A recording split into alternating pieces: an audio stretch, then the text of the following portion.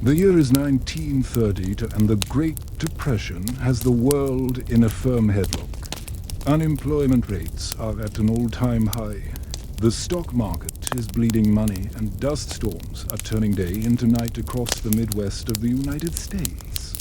In Australia, things aren't much better. The nation's economy is crippled by the worldwide depression, and its people are facing one of the worst droughts in the country's history. But for the military, it's business as usual. And so, when a telegram arrived at the headquarters of the Royal Australian Air Force in Melbourne ordering them to send their best pilot to Western Australia, no one thought much of it. After all, this was not unusual. The RAF had been assisting the local farmers in Western Australia with aerial mustering since 1928, rounding up the massive flocks of emus that were stripping the fields of grain and threatening the livelihoods of the poor farmers. At first, this had been done with aircraft already stationed in the area, but the scale of the emu problem soon required more resources than the local squadrons could provide. Thus, the telegram was sent, and when it arrived at the desk of Captain Percy Meredith, commanding officer of one squadron, he saw his chance to get out of Melbourne and away from the drudgery of peacetime duties. So he accepted the posting without hesitation and prepared to depart. Now, if you've ever tried to round up a flock of emus, you know how stubborn and tenacious they can be. These giant, flightless birds are built like small tanks and will often fight to the death rather than be captured. And because of this, the military had come to rely on men like Meredith, men who had the heart of a lion and the stomach of steel. As one of the best pilots in the area AF, Meredith knew that his superiors expected him to do the job quickly and efficiently, which meant no time for sightseeing. Once he arrived in Western Australia, he would receive his orders, brief his crew, and then take to the skies in pursuit of those pesky emus. Upon arrival at his destination, Meredith met with Major Meredith, the local officer in charge of the emu containment operations, who briefed him on the latest situation. The emus were proving more elusive than normal, and the farmers were starting to panic. It was imperative that something be done quickly, or the whole town would erupt in violence and start shooting the emus themselves. That would be disastrous. So Major Meredith gave Captain Meredith a simple order: shoot as many emus as you can. With that cryptic message ringing in his ears, Meredith climbed aboard his plane and roared into the sky. Now, normally rounding up emus was a fairly straightforward affair. All you needed was a good eye and a steady trigger finger. But after hours of fruitless searching, Meredith had only managed to bag 2 emus, and he was starting to get worried. This wasn't right. Something had changed. Then he spotted them, hundreds of emus, marching purposefully towards him. He banked hard and called back to base, but his radio was dead. He was alone. As the emus drew closer, Meredith could see that they were led by a massive bird with a bright red neck. He didn't know it at the time, but he was looking at the most famous emu of all time, the Great War Emu. With a squawk that shook the heavens, the war emu let loose a volley of powerful kicks, sending shrapnel flying in every direction. Meredith desperately tried to dodge the attacks, but the airframe couldn't move fast enough. Soon he was trapped inside the cockpit, wounded and surrounded by the enemy. He fought with everything he had, stabbing blindly at the attackers with his propeller shaft. But there were too many, and soon the great warm body of the emu crushed him beneath its feet. Dazed and defeated, Meredith looked up at the red-necked bird and slowly reached for his pistol. As the emu approached, he fired, but the bullet only seemed to anger the bird fella. With a final kick, the emu shattered the cockpit and sent Meredith crashing to the ground. The remaining emus scattered, and the war emu let out another victory squawk as it marched off into the bush. Back at the airfield, Major Meredith was growing increasingly concerned. He had radioed with Captain Meredith several times during the day, but there had been no reply. Where was he? Had he found the Emus?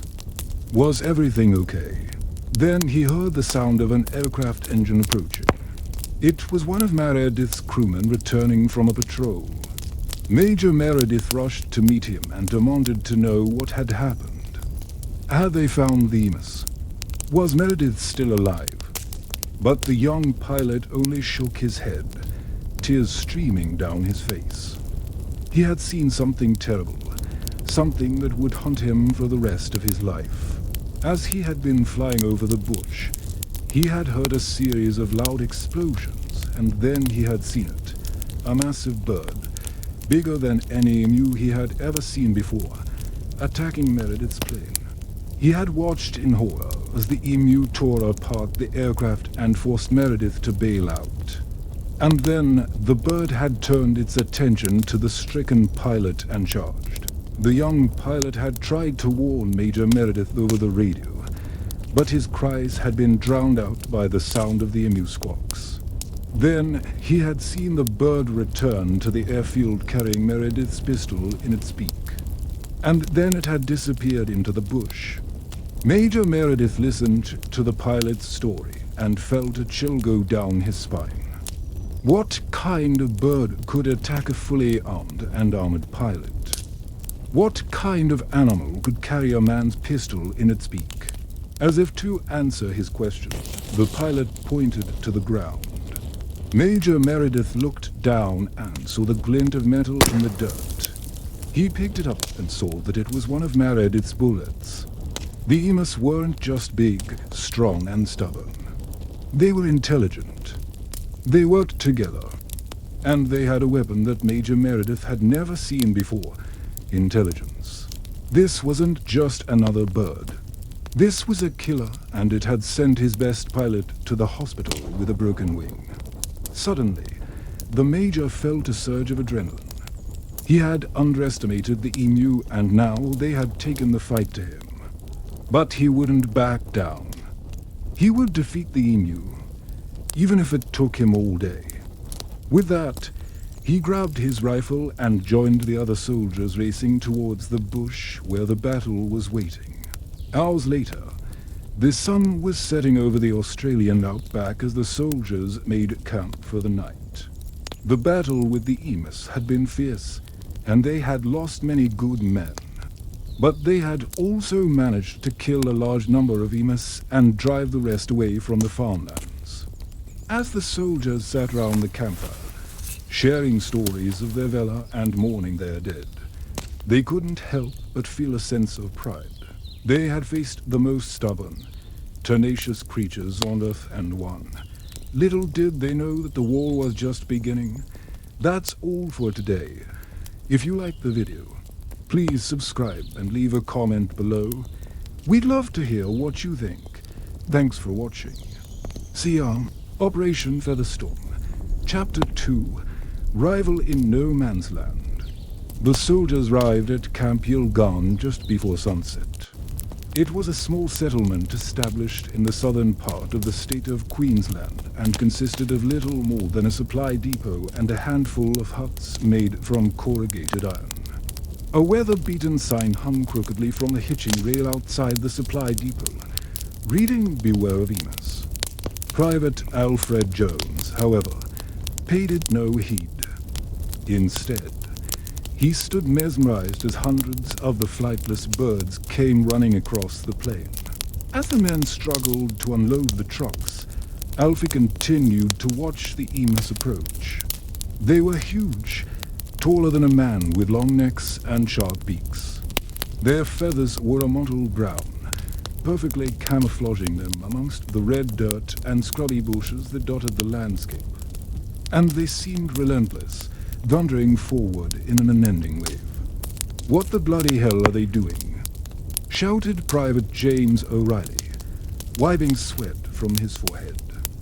"Seems like they want a closer look at us," said Sergeant Tom Franklin, adjusting his glasses. Alfie could feel his heart pounding in his chest. This wasn't right. Emus didn't usually behave this way. Even in their hundreds, they wouldn't normally come so close to the camp. But these birds seemed almost agitated, their beady eyes fixed on the men with an unnerving intensity. Sergeant Franklin raised his rifle. "All right, you bloody birds, that's far enough," he yelled. But the emus kept coming. They surrounded the men, blocking their path back to the trucks. Alfie watched in fascination as one bold emu stepped forward, its neck craned high, challenging the sergeant with an ear-splitting screech. "Good God," whispered Private Reginald Perks, clutching his rifle. "It looks like we're in for a fight." The first shot rang out, shattering the stillness of the evening. Sergeant Franklin stumbled backward, clutching his shoulder. The bullet had grazed him, just a flesh wound, but it was a warning. The men opened fire, sending the emus scattering. Some fell, crashing to the ground in heaps of feathers and dirt. But just as quickly, more took their place, advancing with a terrifying determination. Fear gnawed at Alfie's insides. How could they possibly win such a battle? He thought back to what his father had told him about the Great Emu War of 1932. These birds weren't like ordinary animals. They were cunning, relentless, and possessed of a dark intelligence. Amidst the chaos, Alfie noticed that each time a bird fell, the others parted just enough for him to slip away. And so, unnoticed, Alfie slipped into the shadows of the nearby huts, grabbing his sketchbook and pencils from his pack. As the shots rang out round him, he began to sketch the emus. They charged forward in a wave, their beaks snapping, their claws scraping the parched earth. One particularly large bird with emerald green eyes took the lead. It seemed to direct the others, guiding them with sharp calls and gestures.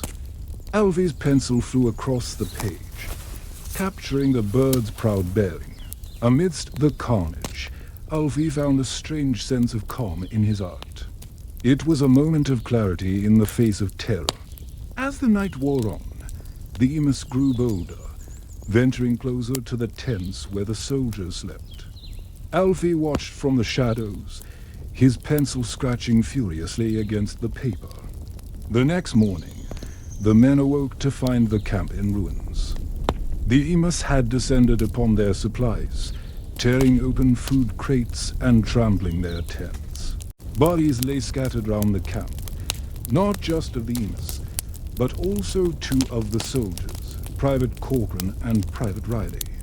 Alfie stood amidst the destruction, his face pale, his hands trembling. He turned to Sergeant Franklin, his voice hoarse. "Sergeant, we have to get out of here. These birds, they're not right. They're like something from a nightmare." The sergeant nodded grimly, his face etched with fatigue and grief. "I agree, Jones. We'll set out at first light. We need to get to higher ground. Maybe from there we can get a clear shot at those bloody birds." That night, under a sky full of angry stars, the soldiers prepared for their next stand against the emus. The air crackled with tension as the men barricaded themselves inside a makeshift fort constructed from supply crates and scrap metal. Every so often, they would hear the heavy thud of emu feet pounding the ground, or the eerie screech of a bird in distress. Alfie sat huddled in the corner, his sketchbook resting on his knees. Despite the danger, he couldn't help but feel a strange sense of wonder. He saw the attack as an opportunity to capture the essence of these extraordinary creatures on paper. As the first rays of sunlight touched the horizon, casting long shadows across the fort, the men peered through gaps in the barricades, watching as the emus advanced. They came from all sides, their numbers seemingly endless, their eyes burning with an eerie light. A well-aimed shot rang out and an emu crumpled to the ground. But for every bird that fell, two more seemed to take its place. Alfie sketched furiously, trying to capture the chaos and horror of the scene. Then, as suddenly as the attack began, it stopped. The emus halted their advance and let out a series of loud, mournful cries. A strange hush fell over the camp, broken only by the soldiers' ragged breaths and the distant cawing of crows. Sergeant Franklin leaned closer to Alfie, his voice barely a whisper. "Why have they stopped? There must be hundreds of them out there. Why aren't they attacking?" Before Alfie could respond, a low growl rumbled in the distance. It was a sound that sent shivers down his spine, a sound that seemed to shake the very foundations of the fort. The emus stirred, their heads lifting in unison as if listening to a sound the men couldn't hear. Then, as if obeying some unseen command, the emus turned and vanished into the scrubland, disappearing over the horizon. The silence that followed was deafening. The soldiers remained hidden in their fort, too afraid to move, too afraid to break the silence. When the sun dipped below the horizon, casting long, eerie shadows across the camp, the soldiers emerged from their hiding places. They were shaken, their faces drawn and haggard. They looked like men who had stared into the abyss and lived to tell the tale. Alfie walked slowly, his gaze sweeping over the desolate landscape. The camp was a scene of utter devastation, their supplies destroyed, their tents torn to shreds. But it was the sight of the dead soldiers that truly tore at his heart. Private Corcoran and Private Riley lay where they had fallen, their uniforms stained with mud and blood. He knelt beside them, his hands shaking. He wanted to say a prayer, but his throat was hoarse, his voice stuck in his chest. He closed his eyes, tears blurring his vision. He thought of Corcoran's infectious laughter, his jokes that always lifted their spirits. And he thought of Riley, the quiet one, the one who always seemed lost in thought, the one whose steady presence had been a comfort in times of fear. When he opened his eyes, he saw something that made him gasp. A single white feather lay on Corcoran's chest, as if placed there deliberately. Alfie reached out, his fingers trembling, and picked it up. It was a beautiful feather, longer than his hand, tipped with a delicate shade of gold. As he held it, a memory flashed in his mind. It was a memory from his childhood, a memory of his father tucking him in at night, telling him stories of bravery and adventure. His father, the one who had taught him to love the bush, the one who had instilled in him a deep respect for the land and its creatures. And then Alfie remembered his father's words. The true test of courage is not in the face of death, but in the face of life's uncertainties and challenges. His father's words echoed in his ears, guiding him, giving him strength. With a newfound determination, Alfie tucked the feather into his shirt, close to his heart. He stood up, brushing the dirt from his knees. He knew he had a duty to his friends, to the fallen soldiers, to himself. He looked out at the vast, unforgiving landscape, the sun setting over the horizon, painting the sky in hues of orange and purple. But he wasn't afraid. He felt a surge of excitement, a thirst for adventure. This wasn't just a mission. It was a story waiting to be written, a story of courage, resilience, and the unbreakable bond between man and nature. And he, Private Alfie Jones, was a part of it. Operation Featherstorm Chapter 3, the first encounter. The 5 of us were spread out over a roughly 1 kilometer wide area, moving with our backs to the large rock shelters that lined the northern side of this narrow valley. Our task was to close the line between us and drive the Emus toward the holding pen where Corporal Scott and his team would be waiting with the transport. We'd managed to get close to the Emus without being seen, and now we had them in our sights. This was it. Our first real test of the new tactics developed by the higher-ups. If it worked, we'd clear out this flight of Emus and finally get some sleep. If it didn't, well, it was back to the drawing board and maybe an early retirement for those of us who'd survived the redeployment. We all raised our rifles and fired 3 shots into the darkening sky. The Emus scattered in every direction, crashing through the underbrush and bursting from the trees. What, I thought, watching in disbelief as they disappeared into the thickening bush. They should have been herded together by now, bunched up tight like sheep. Instead, they were running off like they'd seen this before and knew exactly what to do. I turned to Private Jones beside me. What's going on? Why aren't they bunching up? He shrugged. No clue, Sarge. They must have done this a few times. I gritted my teeth. Bloody animals. All right, Jones, you're with me. We'll take the southern flank. You got that? Yes, Sarge. Jones fell into step beside me as we set off after the Emus. As we moved, I called out, "Remember the plan, Jones. No heroics. Just keep your eyes open and follow my lead." He nodded, his jaw set tight. The others must have gathered up more of the birds because as we rounded a bend in the creek, we came upon a large flock of Emus standing their ground and hissing at us. "Hold your fire," I whispered, raising a hand. "Let's see what they're playing at." They stared back at us impassively for a moment before starting to mill round restlessly. A few took off, then landed again a few meters in front of us, blocking our path. They shuffled forward, still staring at us defiantly.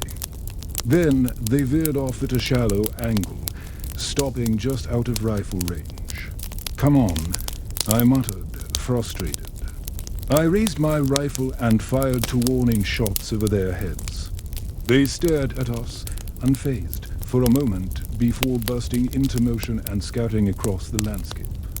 We were almost at the holding pen now, but this was far from over. Alfie was waiting for us, his brow furrowed with concern. "What happened? Did they spot you?"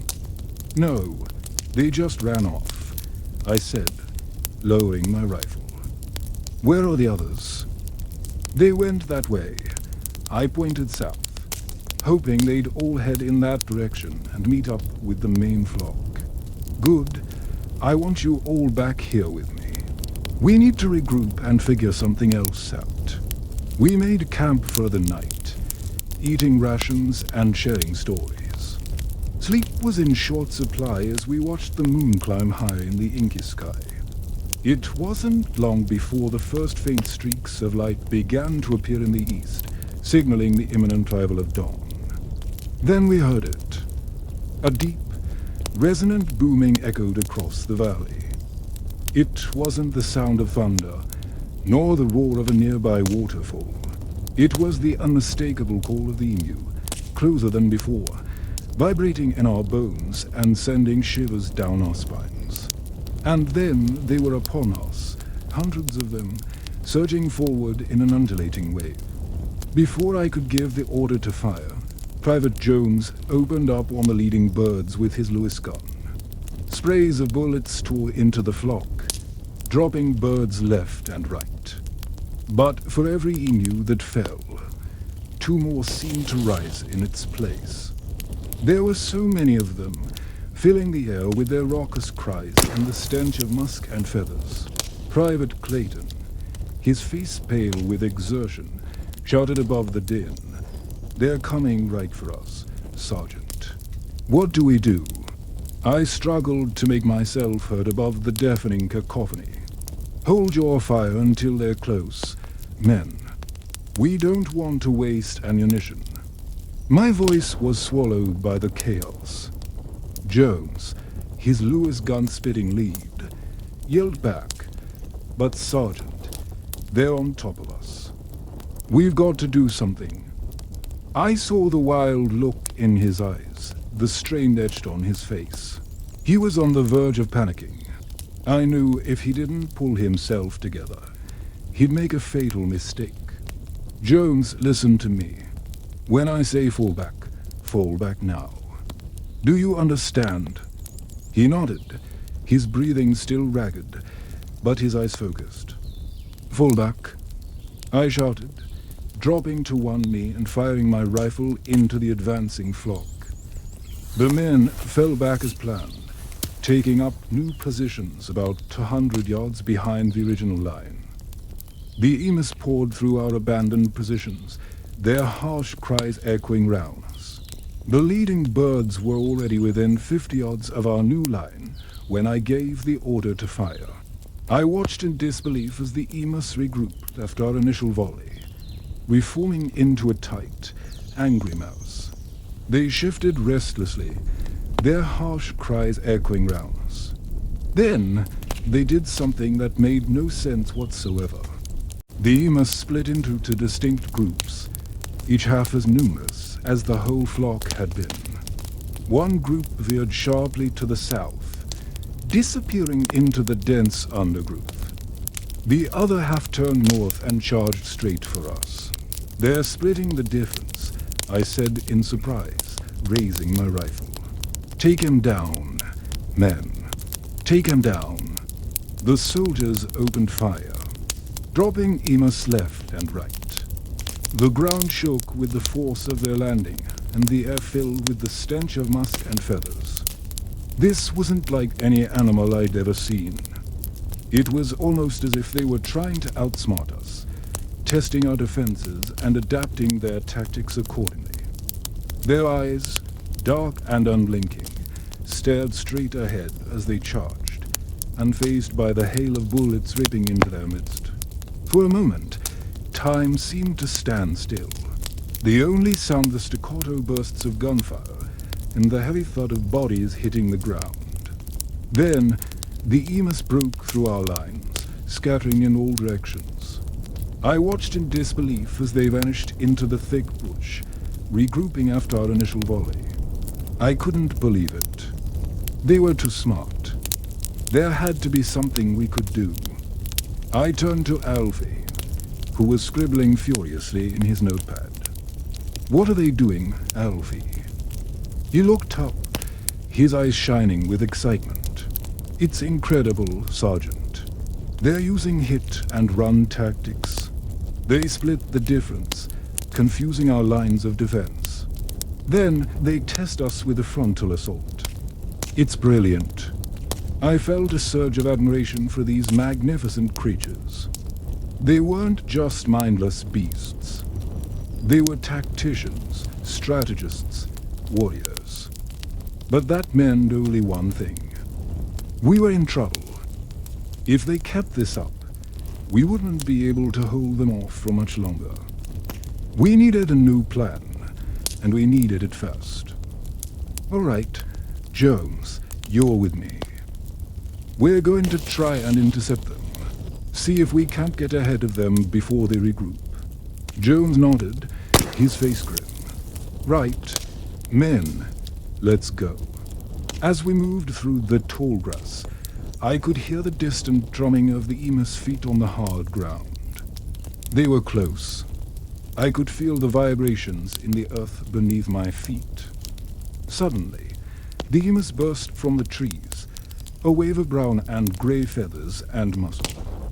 I fired, dropping the lead bird. Another followed, then another. The men were firing now, their bullets tearing into the advancing flock. The emus faltered, veered to the right and crashed into the trees. I raced forward, pushing aside the branches. As I emerged on the other side, I saw the flock regrouping in a clearing.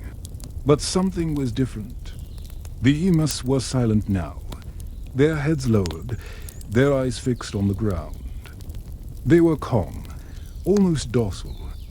"What's going on?" I whispered, my heart pounding. The men behind me were equally puzzled. "I don't know," I replied, shaking my head. "But something's not right here. Be on your guard." As I watched, one of the emus lifted its head and let out a sharp, piercing call. The rest of the flock responded instantly, their heads rising in unison. Then they were off, racing away from us as fast as their legs could carry them. I felt a chill crawl up my spine. These birds were too smart. They were masters of their domain, and we were nothing more than interlopers, outsiders who had trespassed on their land. And as I stood there watching them disappear into the bush, I knew we had lost. Operation Featherstorm was a failure, and now we were on our own in the heart of Emu territory. Hey guys, thanks for watching. Don't forget to subscribe. This is a story about bureaucracy. Now, stories about bureaucracy aren't usually this exciting, but trust me, this one is special. The year is 1932. The place is Australia. The problem is emus, specifically an unruly mob of about 20,000 strong. They have already caused a fair bit of damage to crops, and more is expected as they march ever closer to the fertile lands of the Campion district. The Australian military has already been deployed, armed with Lewis guns and other assorted firearms.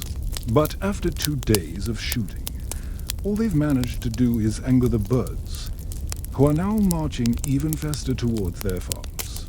Soldiers are running out of ammo, farmers are running out of patience, and back in Canberra, the politicians and bureaucrats are running out of ideas for how to solve this crisis. That is until someone breaks the deadlock by suggesting that maybe it is time to deploy the Air Force.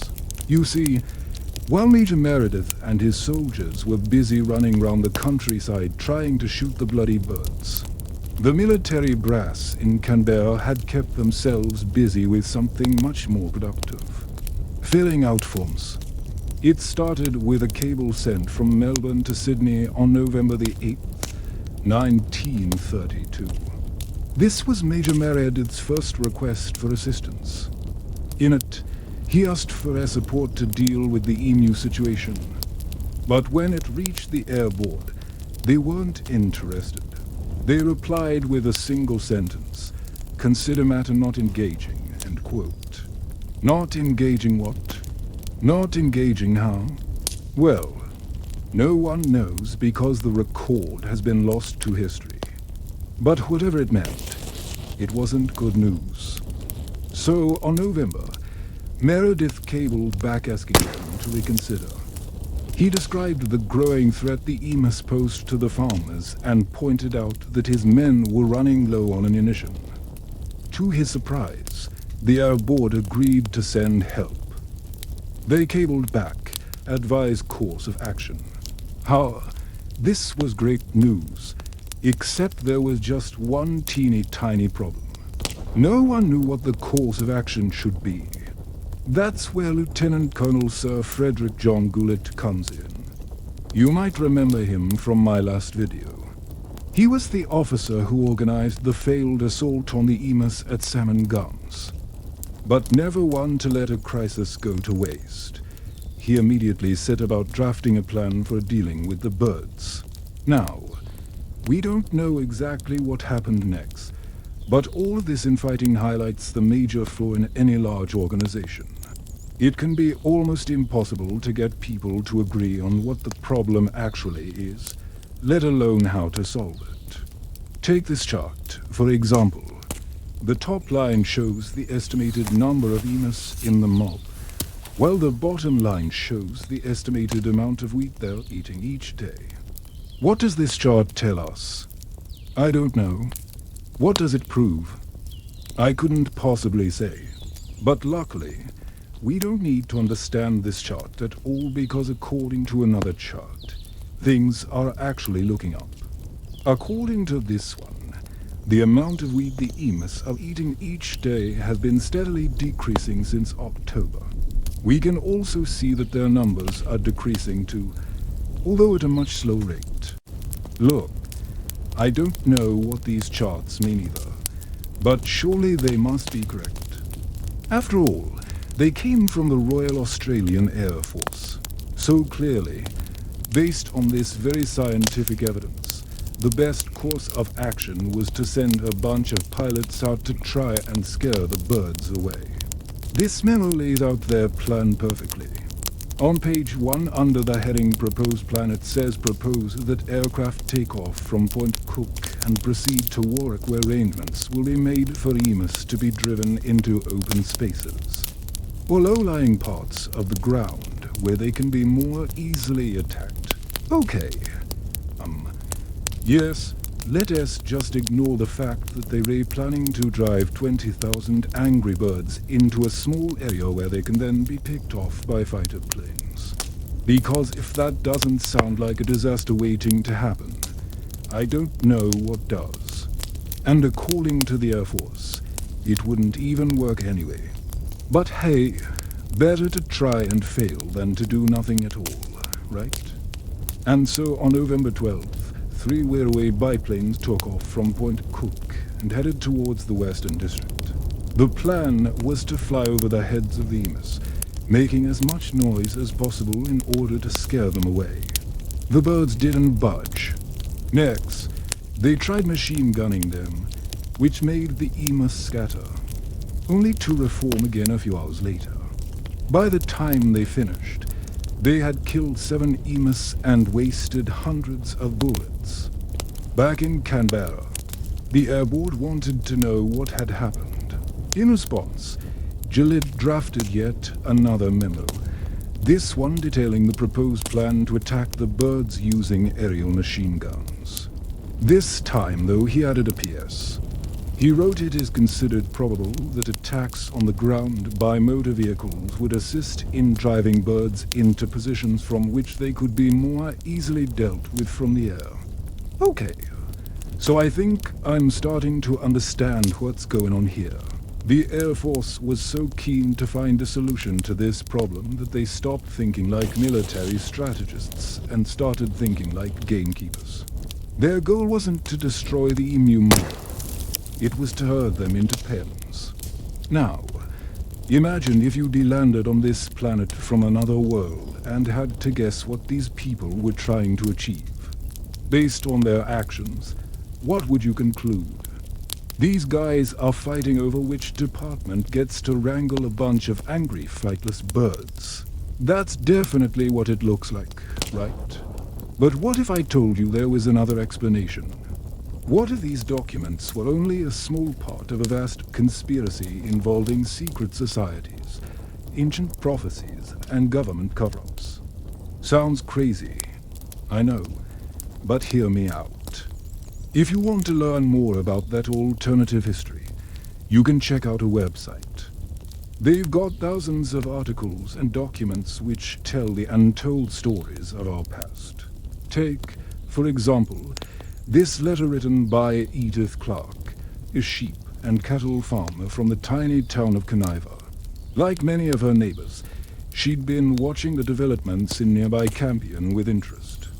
When she heard that the military had been unable to stop the emus, she began writing letters to the Parliament in Canberra. Her first letter was polite, even deferential.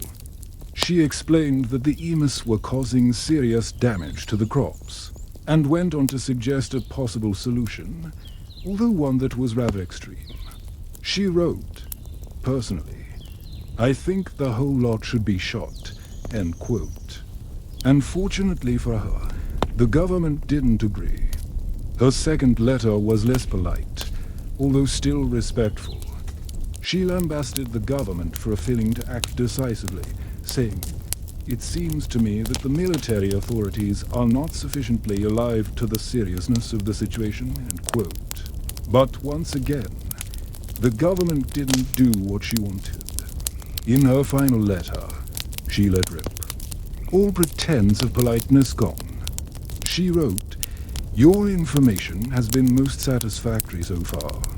Your suggestion that the army should have been reinforced is excellent. It is just what we have all been saying for days. If only some strong, energetic measures had been taken at the start, this serious position would not have risen. End quote. And she was right. Of course, if only someone had shot all the bloody birds at the start, none of this would have happened. Unfortunately, those someones were never in charge, as always. Thank you for watching, and a big thank you to my supporters for making these videos possible. This is the story of Operation Featherstorm, the war between the Australian Army and the Emu. Chapter 5, The Great Chase. It was an hour into the second day of the attack when the first report came in over the radio. Breakdown to trucks, engine trouble. Requesting assistance, Captain Meredith sighed and looked out over the convoy. They were attempting to herd the emus toward the sea, where the birds could hopefully be scared off by the warships lying in wait. But so far, the plan wasn't going well. Bloody emus, he muttered. He looked at his watch. It had been a long time since they'd heard from their forward scout plane. How long can 200 angry emus keep up this pace? He wondered. Meanwhile, in the sky, Sergeant Harry King steered his trusty biplane over the low scrubland. It was hard to spot the convoy below from up here, but every now and then he would see a puff of dust or hear the rumble of engines. And then there they were, like a metal snake winding its way through the trees. King banked his plane and began circling above them. From this height, the emus appeared almost docile, pecking calmly at the ground as if unconcerned by the war being waged against them. He banked again and flew closer, hoping for a better view.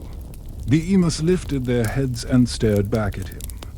One particularly bold bird ran forward and began chasing his plane along the ground. King laughed.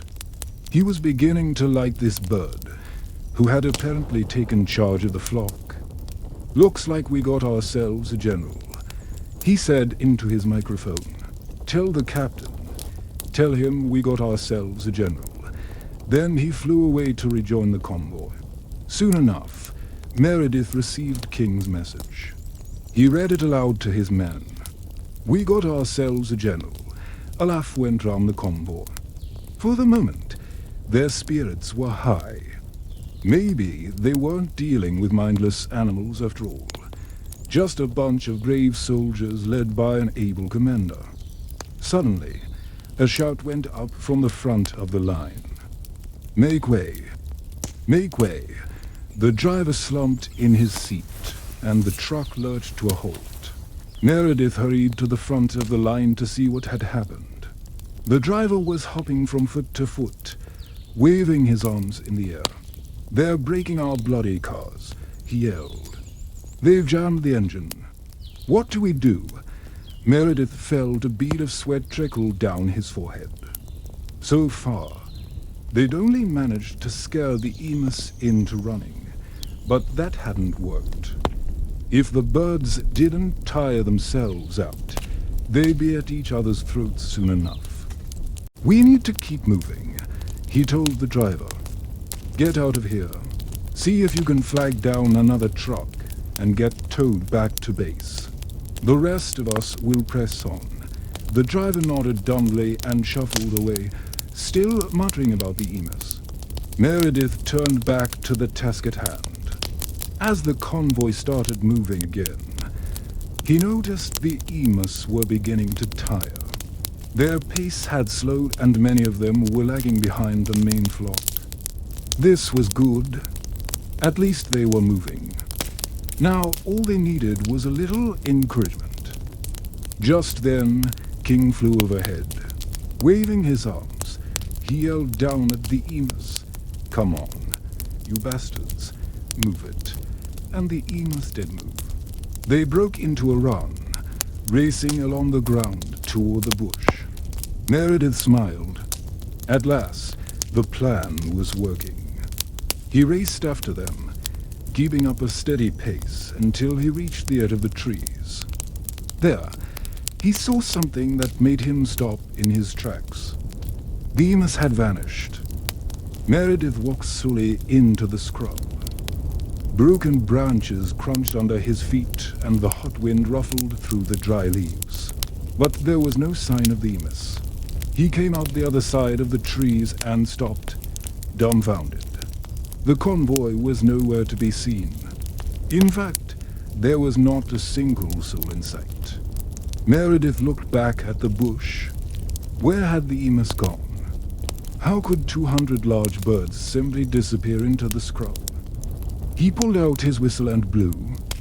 Soon enough, one of his men came bounding toward him, out of breath.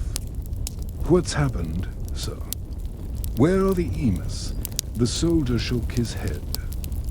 "That's the blasted thing. No one knows. The convoy's abandoned. All the trucks are broken down. And the bloody birds, they're gone." Meredith stared at the ground, thinking hard. He knew he should be angry, that this mission had been a complete failure. But looking at the smiling face of his exhausted soldier, he couldn't help but grin. "Well," he said, "at least we gave them a good run for their money. Tell the others to come back here. We'll sort this out in the morning.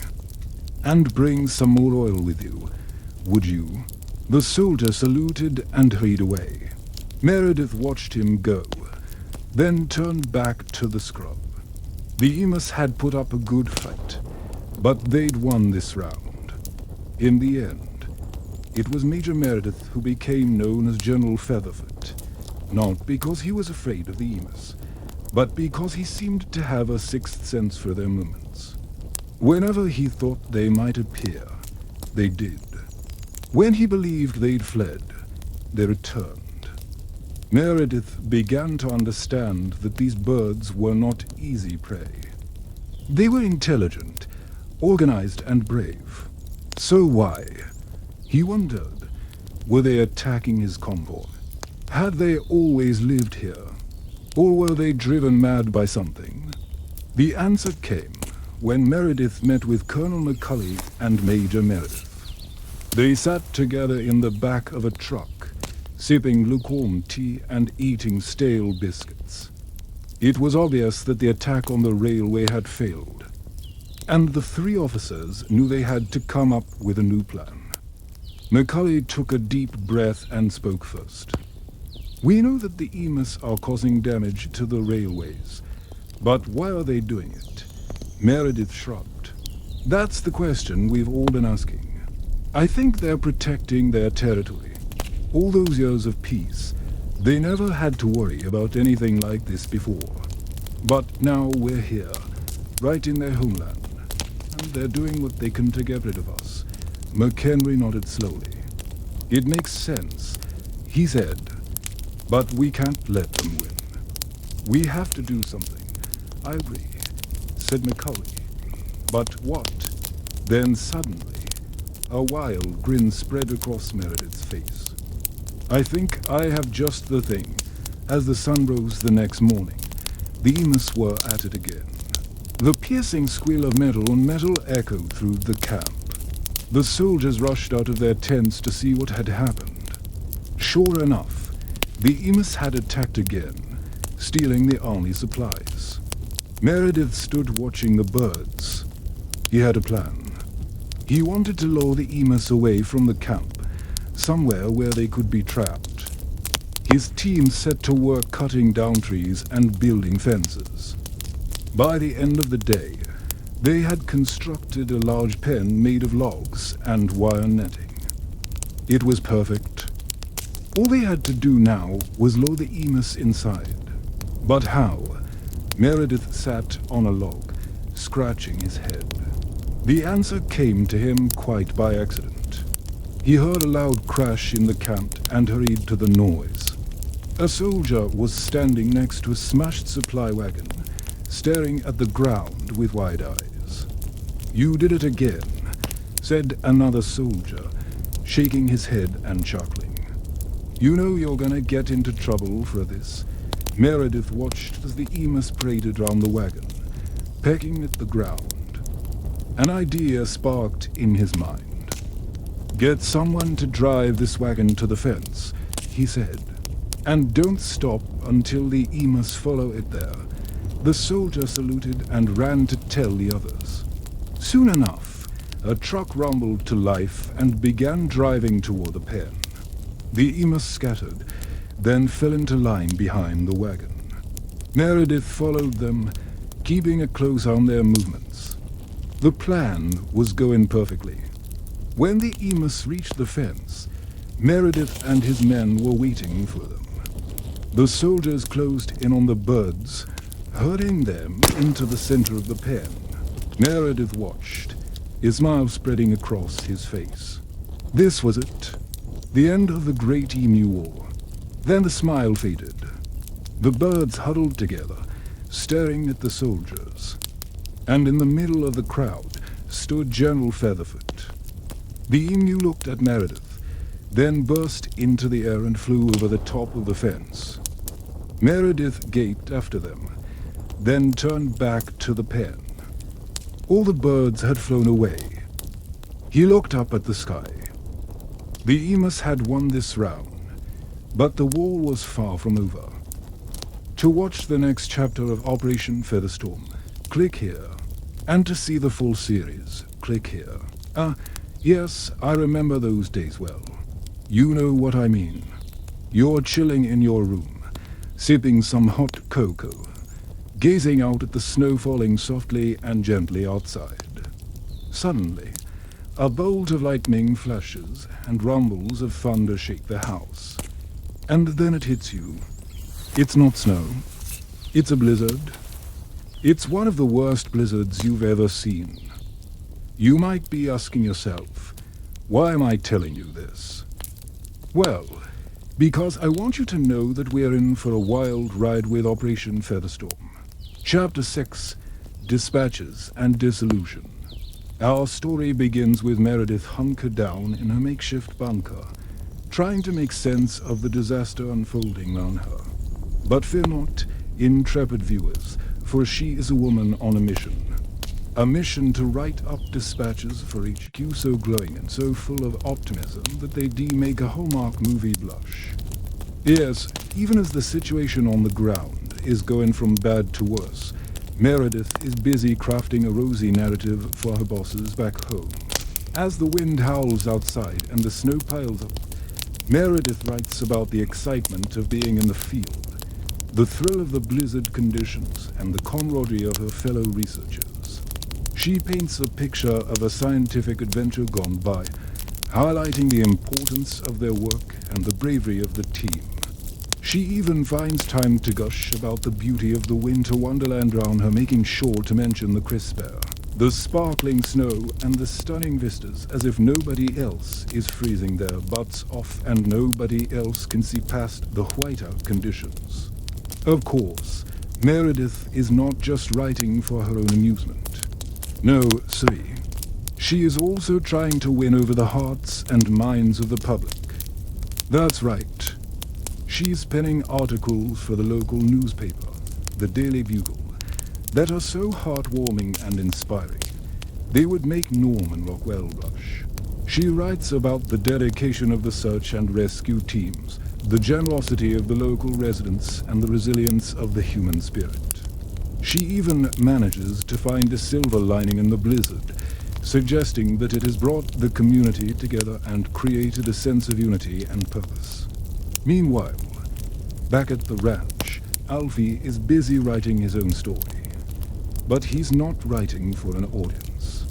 He's writing for himself. His journal has become a sort of field guide to the area, documenting the plants and animals he's seen, as well as the weather conditions and other interesting observations.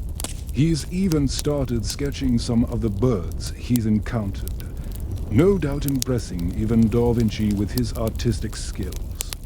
And as the days go by, his journal becomes a precious record of his experiences, a testament to his curiosity and his love of nature.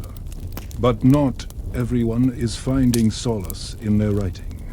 Edith, our dear Edith, whose letters home chronicle the more, shall we say, harrowing aspects of life in the blizzard zone. Her tales of woe and despair have struck a chord with readers across the country.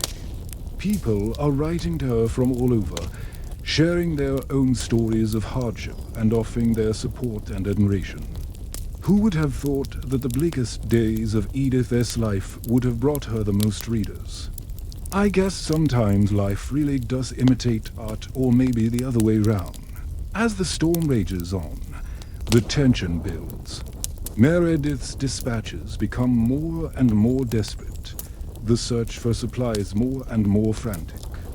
And Alfie S. journal entries take on a darker tone as he faces the harsh realities of survival in the wilderness. Will he and Meredith emerge from the blizzard transformed by their experiences? Will they return home as heroes, or will they succumb to the unforgiving elements? Tune in next time to find out. Now, before we leave you breathless with suspense, allow me to indulge in a moment of self-promotion. I'm not saying that my podcast is the greatest thing since sliced bread, but I am saying that you'd be a fool not to check it out. That's right. Your intrepid narrator, host my own podcast where we discuss all things speculative fiction, including, but not limited to, time travel, alternate history, and the occasional zombie apocalypse. We talk about books, movies, TV shows, comics, and more. Plus, we have special guests, author interviews, and even listener call-ins. So, if you're a fan of all things weird and wonderful, be sure to check out my podcast. You can find it anywhere you get your podcasts or at our website. And now back to the show. As the storm rages on, the isolation and claustrophobia of the situation begin to take their toll on the characters. Meredith starts to feel the pressure of her impossible mission, trying to maintain a positive narrative in the face of mounting evidence that all is not well. She is trapped between her desire to do a good job and the realization that she may be in over her head. Meanwhile, Alfie continues to explore the snowy wilderness, searching for signs of life and collecting specimens for his journal. But as the days go by, he begins to feel the weight of his solitude. The vastness of the frozen landscape mirrors the emptiness he feels inside, and he longs for a human connection and a warm fire. One day, as Alfie is trudging through the snow, he comes across a small cabin, a flicker of hope in the white expanse. Could this be the sign of civilization he's been longing for? Will he find the help and companionship he so desperately needs? Or will his hopes be dashed once again? Stay tuned to find out. As the blizzard rages, the town of Havenwood descends into chaos. Food and supplies run low, and the townspeople become increasingly desperate. Rumors start to spread, fear and paranoia set in, and the fabric of the community begins to fray. Meredith, still trying to maintain her brave face, does her best to organize the remaining resources and keep the townspeople calm. But the situation is precarious, and the future of Havenwood hangs in the balance. Meanwhile, Alfie, still journeying through the frozen wasteland, stumbles upon more secrets of the blizzarded world. He discovers animal tracks that suggest other survivors are out there, and he uncovers clues that reveal the true extent of the disaster that has befallen this once peaceful town. Is he getting closer to the truth about what really happened here? And will that knowledge help him survive the blizzard? Or will it put him in even greater danger? Find out next time. As the storm continues to rage, Meredith's efforts to rally the townspeople are met with growing resistance. Some believe her sunny disposition to be nothing more than self-preservation, while others accuse her of being out of touch with the dire situation they all face. Alfie, meanwhile, is forced to confront his own demons as he struggles to maintain his sanity in the face of the blizzard's relentless fury. Can he hold on to his humanity, or will the cold, dark days eventually consume him entirely? As the final days of the blizzard drag on, the fate of Havenwood and its inhabitants hangs in the balance. With food and supplies dwindling and timbers flaring, the town's already fragile bonds are stretched to their breaking point. Meredith's leadership is challenged as the townspeople grow more desperate and disillusioned. Will she be able to restore order and hope, or will the blizzard claim another victim in the form of a shattered community? As for Alfie, his journey through the blizzard takes a perilous turn when he encounters danger in the form of a crevasse, a sudden cave-in, or a wild animal attack. Will he be able to escape unscathed, or will the blizzard claim its next victim? And as the storm finally begins to abate, the survivors of Operation Featherstorm must come to terms with the devastation that has befallen them. What will they do next, and how will they rebuild their lives in the aftermath of the blizzard? Or will the shadow of the storm continue to linger over Havenwood and its inhabitants long after the snow has melted? Stay tuned to find out. Hey, if you've made it this far, you might as well subscribe. Why not? It's free, and I promise I won't tell anyone you skipped town and joined the circus. You can always unsubscribe later. Just like the blizzard, I am here to stay. So stick round and let the storm rage on. Morning glories. A fine day for a walk in the bush, especially if you're an emu. And this one's got a particular spring in his step today. You see, yesterday he learned something very important about humans. Something that every bird in the sky and beast on the ground is keen to know. How to beat them at their own game. But let us rewind a bit, because yesterday was not a fine day for a walk in the bush if you were a soldier. For 5 weeks, Major Meredith and his men had been tracking emus through the rugged scrubland west of Port Augusta, South Australia. These weren't the same emus that the Major had mowed down in the open plain 3 years earlier. These were bush emus, tougher, smarter and more wary. And they seemed to be everywhere. Everywhere except right here.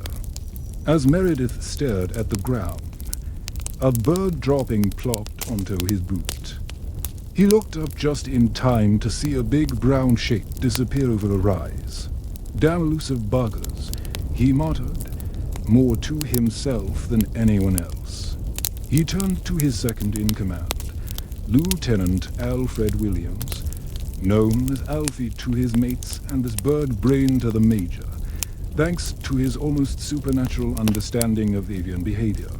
Ever since he was a kid, Alfie had loved nothing more than chasing birds with his father's old pointer rifle.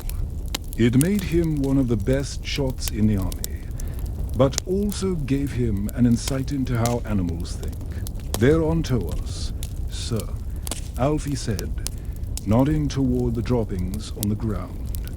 "How do you mean?" Meredith asked, picking it up and offering it to Alfie like a glove. "They seem to know where we're going before we get there." Alfie took the dropping and studied it, then nodded toward the fence line. Earlier that morning, Alfie had watched a mob of emus stampeding along the fence, kicking up dust as they went. But when the soldiers arrived at the gap in the fence, the birds were gone. They'd simply vanished into the bush. In fact, as the soldiers advanced, the emus seemed to know where they were going to set up camp and would arrive just after them, pecking over their supplies. The emus seemed to be evading their every move. "It's almost as if they can read our minds," Private Sykes said, voicing what everyone was thinking. "Don't be an idiot," Meredith snapped, though even he couldn't shake off the eerie feeling that the birds were playing them at their own game. Over the next few days, the soldiers began finding strange things on their morning rounds, mostly dead trees. At first, it was just one or two branches here and there, but soon entire trees were crashing to the ground, blocking their path. And while they were dangerous, These falling trees were just a distraction from the real danger, the emus. Just as the men reached a waterhole, they found a small mob of emus waiting for them, looking as though they'd been invited for a tea and crumpets. "Good morning," Alfie said, tipping his hat as he approached them. The emus regarded him impassively, then scattered as he got closer. "Blast the bloody birds," Meredith shouted, raising his rifle.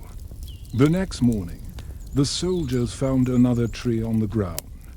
But this time there was something written on it in large letters: "Go away." Though it could have been the work of bored teenagers, Alfie thought it was more likely the work of an emu. After all, he'd seen them rubbing themselves against trees to sharpen their claws and beak. Maybe they'd taken to writing now, too. Still, he kept an eye out for trouble. As the weeks passed, the emus became bolder, no longer content to simply spoil their supplies and block their path. One morning, the soldiers awoke to find one of their tents collapsed, its canvas torn to shreds. The tent had been empty, thankfully, but whoever had done this was getting careless. That's when Alfie decided it was time to take matters into his own hands. He tracked down a flock of emus and managed to shoot one. As he approached the fallen bird, it tried to play dead, but Alfie wasn't fooled. This emu knew he'd been shot, but he wanted to stick round just in case Alfie was carrying a camera. With the soldiers still in camp, Alfie knew his best chance was to catch the bird alive. And as he slowly approached the struggling emu, he knew he'd found something extraordinary. The bird had a booby trap attached to its leg, a red-hot musket ball encased in wax and held together with wire. Basically a burning musket ball. Exactly the sort of thing that would ruin an emu's day. Not only that, but the bird had a crudely made scabbard strapped to its body, something that looked surprisingly like a baby carrier. Except instead of a baby, there was a small explosive charge inside. Alfie carefully removed the device and placed it in a bucket of water to cool. Then, holding his breath, he squeezed the wire. Where nothing happened, he repeated the process until the red-hot ball came out. Still nothing. He was about to throw the bucket into the river when Private Sykes joined him and looked inside. "Crikey," Sykes said. "I never realized emus was so crafty," Alfie smiled. "It's not just crafty, Sykes, it's genius." And he was right. Not only did emus have the intelligence of a 5-year-old human child, they also had access to some of the best engineering minds in the world. As it turned out, the emus had been laying low for 3 years, hiding in the bush while Meredith and his men waged war on them. In the open plains, emus are easy prey for humans with guns. But in the bush, they're safe unless someone comes looking for them specifically. So they bided their time, learning everything they could about their enemy.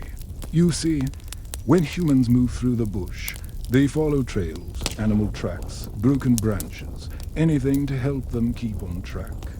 But humans don't always notice when something has followed them. The emu would stamp on a tree, then watch as the humans approached. Once they were close enough, the emus would run off, either leading the humans further away from their goal or right into another group of emus. The fallen trees weren't just to block the soldiers' path. They were also sentries, warning the rest of the mob that something was coming. Meanwhile, the dead trees that the soldiers found each morning were the work of the explosives team, who not only made booby-trapped bombs, but also knew how to rig up makeshift catapults to launch them.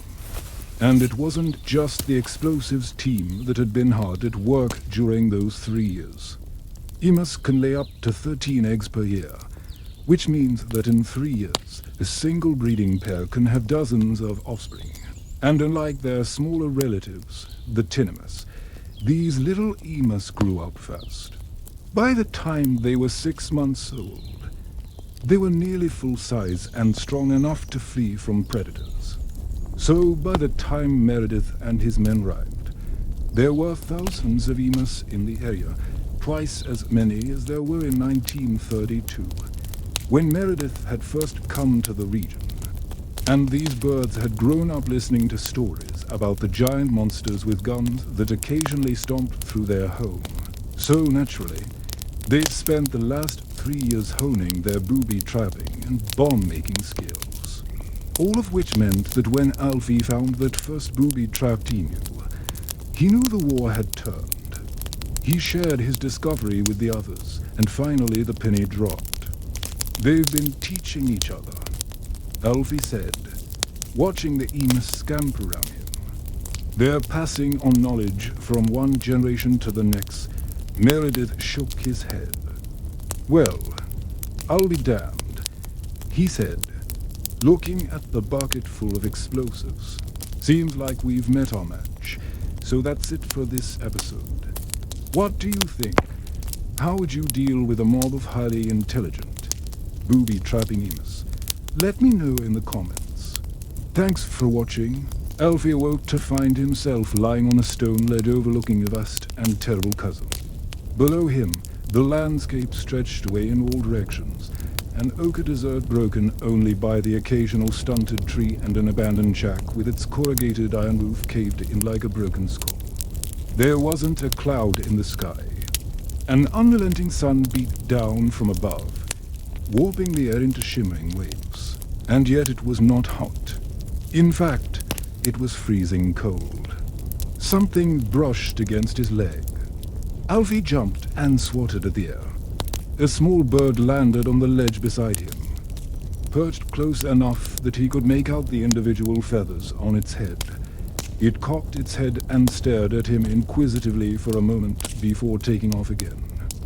Then another bird landed beside him, then another, and soon hundreds of birds were perched on the narrow ledge, staring at him with beady black eyes.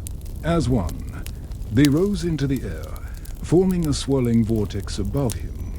And then they began to fall, dropping like a meteor shower onto the ground below.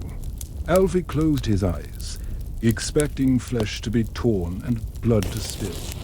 But there were no screams, only the soft thud of bodies hitting the sand. When he opened his eyes again, he saw that the birds had vanished. He stood up and walked to the edge of the ledge and looked down into the chasm.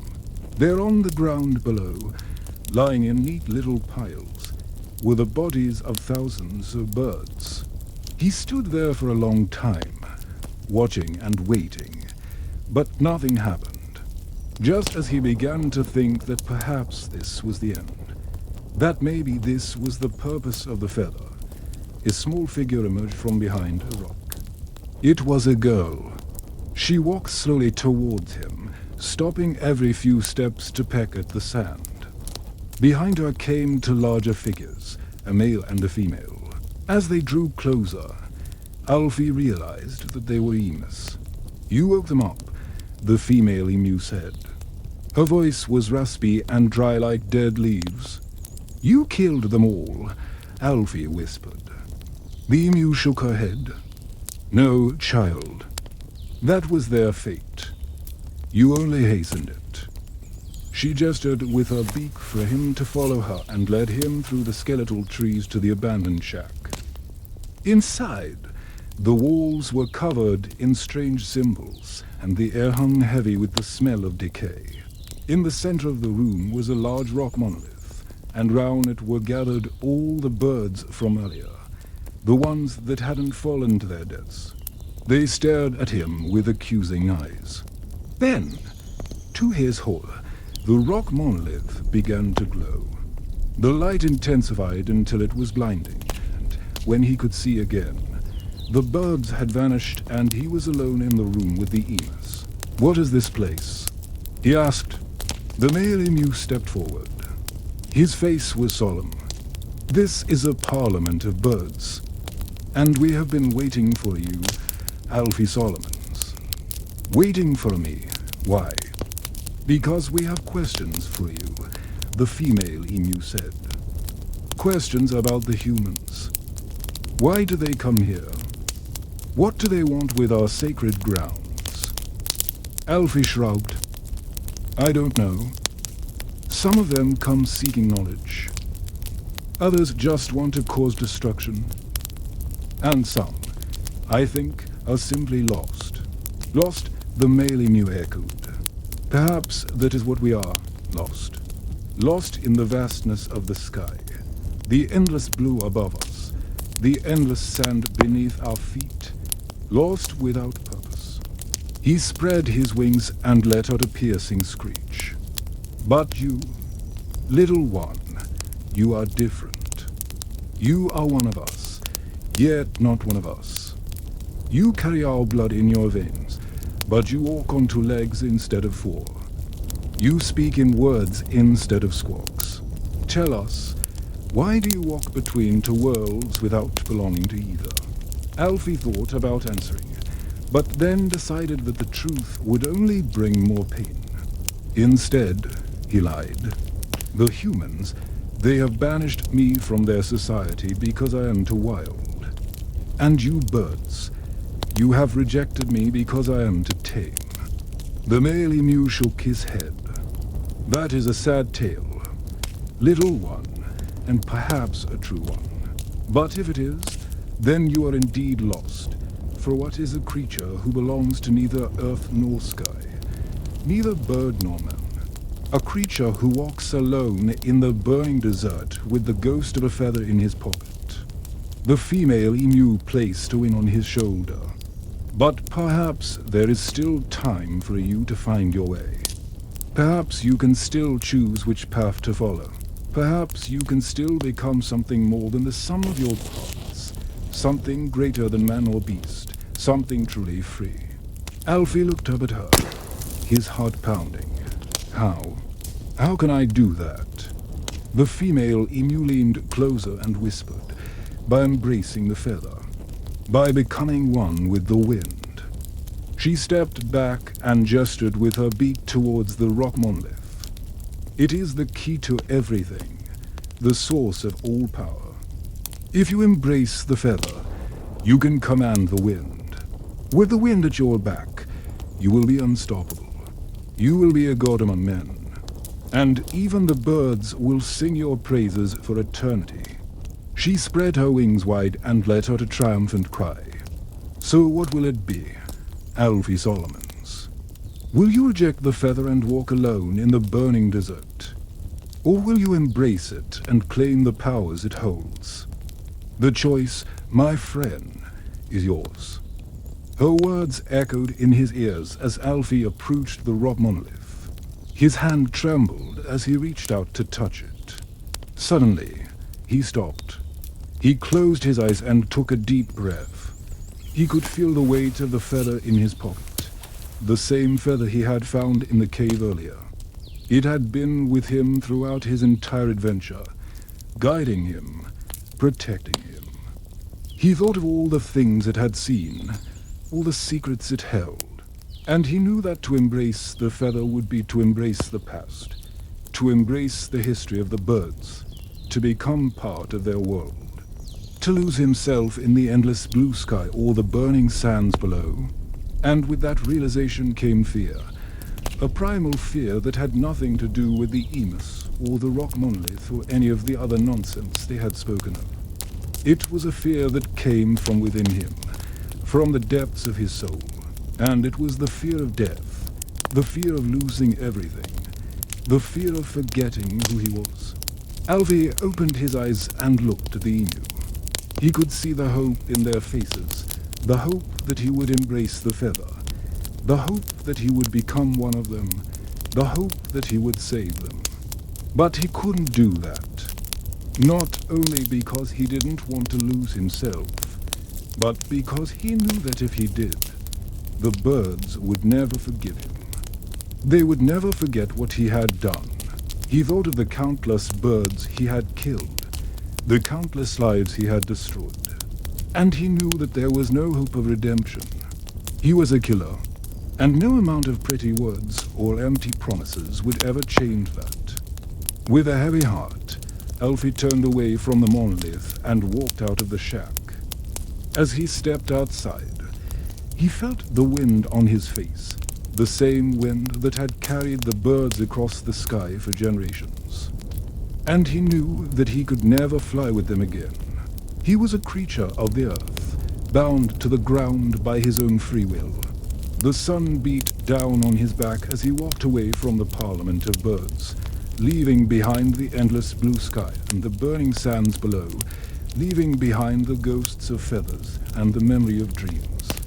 And as he walked, he heard the mournful cries of the birds echoing in his ears, a lament for a lost paradise, a lament for a lost brother, a lament for a lost soul. We interrupt your regularly scheduled program to bring you this special Operation Featherstorm update. Chapter 9, The Turning Point. It's November 1932, and after 2 days of heavy fighting, the Emus are starting to get the upper hand. Our boys are exhausted and demoralized. Their leader, Major Meredith, is desperate for a win. He knows he's already been made a laughingstock of round the world. But he just has to come up with one good day to turn everything round. That's when he gets an idea. An idea so crazy that it just might work. But first, we have to go back a little over a week earlier to see how the situation got so bad. After the events of the last 2 days, Meredith was feeling pretty down on himself. Every plan he'd come up with had backfired, and now the papers were having a field day with it. In fact, the Melbourne Herald ran this cartoon on its front page showing an emu using a Lewis gun against a human. And the caption read, "A bird's eye view of the latest Australian military move. Humiliating, humiliating." That's all he felt. How could he possibly turn things round? What else could he try? He needed a miracle. He decided to take a long walk to clear his head. So Meredith put on his great coat, grabbed his hat and walked out into the bright sunshine. As he walked, the problems of the day seemed to drift away. Maybe tomorrow would be a better day, he thought. But then he heard it. The unmistakable sound of machine guns ripping through the air. He looked toward the sound and saw soldiers firing into the sky. But what he saw next made him stop in his tracks. Emu corpses rained from the sky like leaves in autumn. They'd set off the emus's booby traps. How could he have been so stupid not to think of that? Then he realized something even worse. Those traps had probably been set by just one bird, a single bird who knew where the machine guns were set up. Could the emus be organizing themselves? Were they using some kind of rudimentary battle plans? Was he really facing an intelligent enemy? Meredith pulled himself together and marched back to headquarters. This was not the time to panic. He was the leader. He had to be strong. He had to come up with a solution to the problem quickly because he was due to meet with the minister for the next day, and he had to have some good news to report. He paced his office, thinking. Then suddenly he had an idea. It was so crazy, so bizarre, so completely out of left field that if it worked, it would make him a war hero. If it didn't, well, at least no one could call him a coward anymore. The next morning, Meredith called his troops together. He explained his plan, and they were, to put it bluntly, dumbfounded. It was the most harebrained scheme they'd ever heard. Even the emus seemed to laugh at him, or maybe that was just their meeting call. But there was nothing to lose. Things couldn't get any worse, or so they hoped. So early in the morning, while the emus was still sleeping, Meredith and his men approached the main area where the birds had been roosting. They crept closer and closer until they were close enough to see the emus huddled together, fast asleep. Then Meredith gave the order. The men opened fire and the Emus exploded into action. They took off into the sky, flapping their wings furiously, letting out loud, angry squawks. They scattered in every direction, running over the uneven terrain, dodging between trees, flying over soldiers' heads, dropping little bombs, setting off more traps. It was chaos. Pure, unadulterated chaos. And then they started to land again, regrouping, seemingly unaffected by the gunfire. Meredith watched in disbelief as they hopped closer and closer to the soldiers. Then he saw it. One of the birds hopped closer than the others, right up to the edge of the machine gun fire. Then it did something incredible. It bent down, picked up something in its beak, and dropped it right in front of the guns. It was a small wooden box, just a few inches square. Then another bird did the same thing, and then another and another. Meredith watched as box after box was dropped right in front of the guns. He was stumped. What was going on? Why were they doing that? One of the soldiers, Private Jim Davis, was curious. He picked up one of the boxes and opened it. Inside was a small amount of gelignite, enough to blow up a man, maybe two. Meredith's jaw dropped. The Emus were laying traps, but why? Why lay traps if they knew the humans would blow them up? And why risk their lives by dropping them so close to the guns? Then it hit him. The Emus weren't dropping the boxes. They were decoys, meant to lure the soldiers into shooting them. Once the boxes were out in the open, the Emus would move them closer to the machine guns and then detonate them, killing the soldiers or knocking them out cold. It was a brilliant tactic, and it was working. Over the next few hours, several soldiers were killed and many more were injured. Meredith watched as his men fell victim to the emu's tricks. He was horrified. This was supposed to be a brilliant plan. How could it have gone so wrong? As it turned out, very easily. All the Emus had to do was remain relatively unharmed, which wasn't difficult since their main roosting areas were well out of range of the machine guns. As for the boxes, well, they'd been lying around the camp for weeks. Someone must have dropped them during the bombing runs. The Emus had simply collected them and put them to good use. Now, Meredith was desperate. He tried to rally his men, tried to come up with a new plan, but it was no use. The Emus were winning, and soon the whole world would know it. That night, the newspapers ran their stories about the day's events. The captions were cruel. The Emus outsmarted the dumb army again, they said.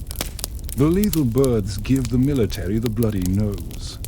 Another said, Meredith's master plan fizzles. The Emus laugh. And then there was this one, which simply said, Emu 1, Soldier 0. To top it all off, someone had posted this picture on the Sydney Mail's Facebook page. It was taken earlier in the conflict, before the Emus had really started fighting back. Now, it just looked like a bunch of silly birds taking a stroll through the bush.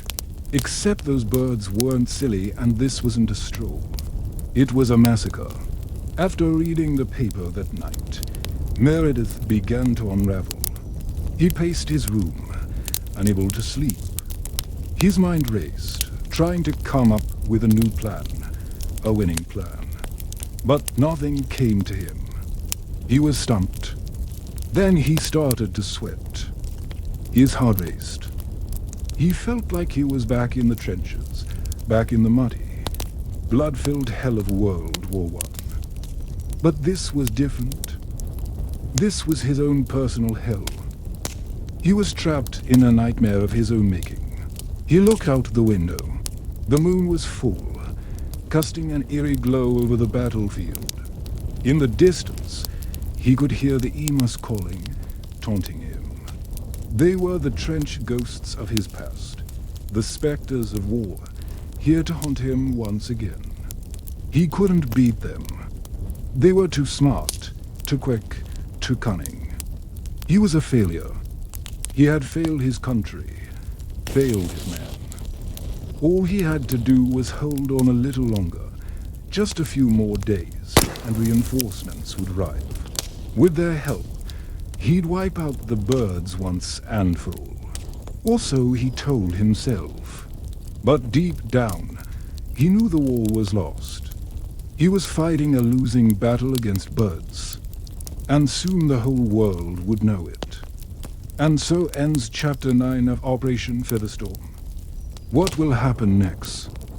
Will Meredith and his men be able to hold out? Or will the Emus claim victory? Find out next time. Hey, everyone, thanks for watching. I hope you enjoyed this episode of Operation Featherstorm. If you did, please let me know in the comments below. Also, be sure to subscribe so you don't miss the next chapter. And speaking of the next chapter, when will that be? Well, that depends on how generous you folks are with your super thanks. So, if you want to see the next chapter sooner, be sure to click that link and show your support. Until next time, goodbye. I am so glad we got to spend some time with our favorite characters in Operation Featherstorm Chapter 9. But now I can't wait to find out what happens next in Operation Featherstorm Chapter 10. So let us dive right into the synopsis, shall we? In this chapter, Edith takes her stand, and it gains a lot of traction. So much so that she's actually invited to Canberra to speak about it. Let's get into it. As the chapter opens, it has been 3 days since the events at the rally where Edith promised her supporters she wouldn't abandon them. We find her in her makeshift bedroom behind the hotel reception area with her pet pig, Wilmot, by her side. The room is sparsely furnished, but there is one object that stands out, an antique gramophone. The sound of children singing fills the air, and it is clear that Edith finds comfort in the music. Across town, the Prime Minister's office is buzzing with activity.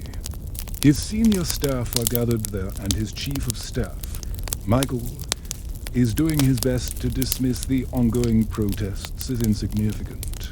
He believes the media has overblown their importance, and that the farmers have no real demands or goals beyond causing trouble.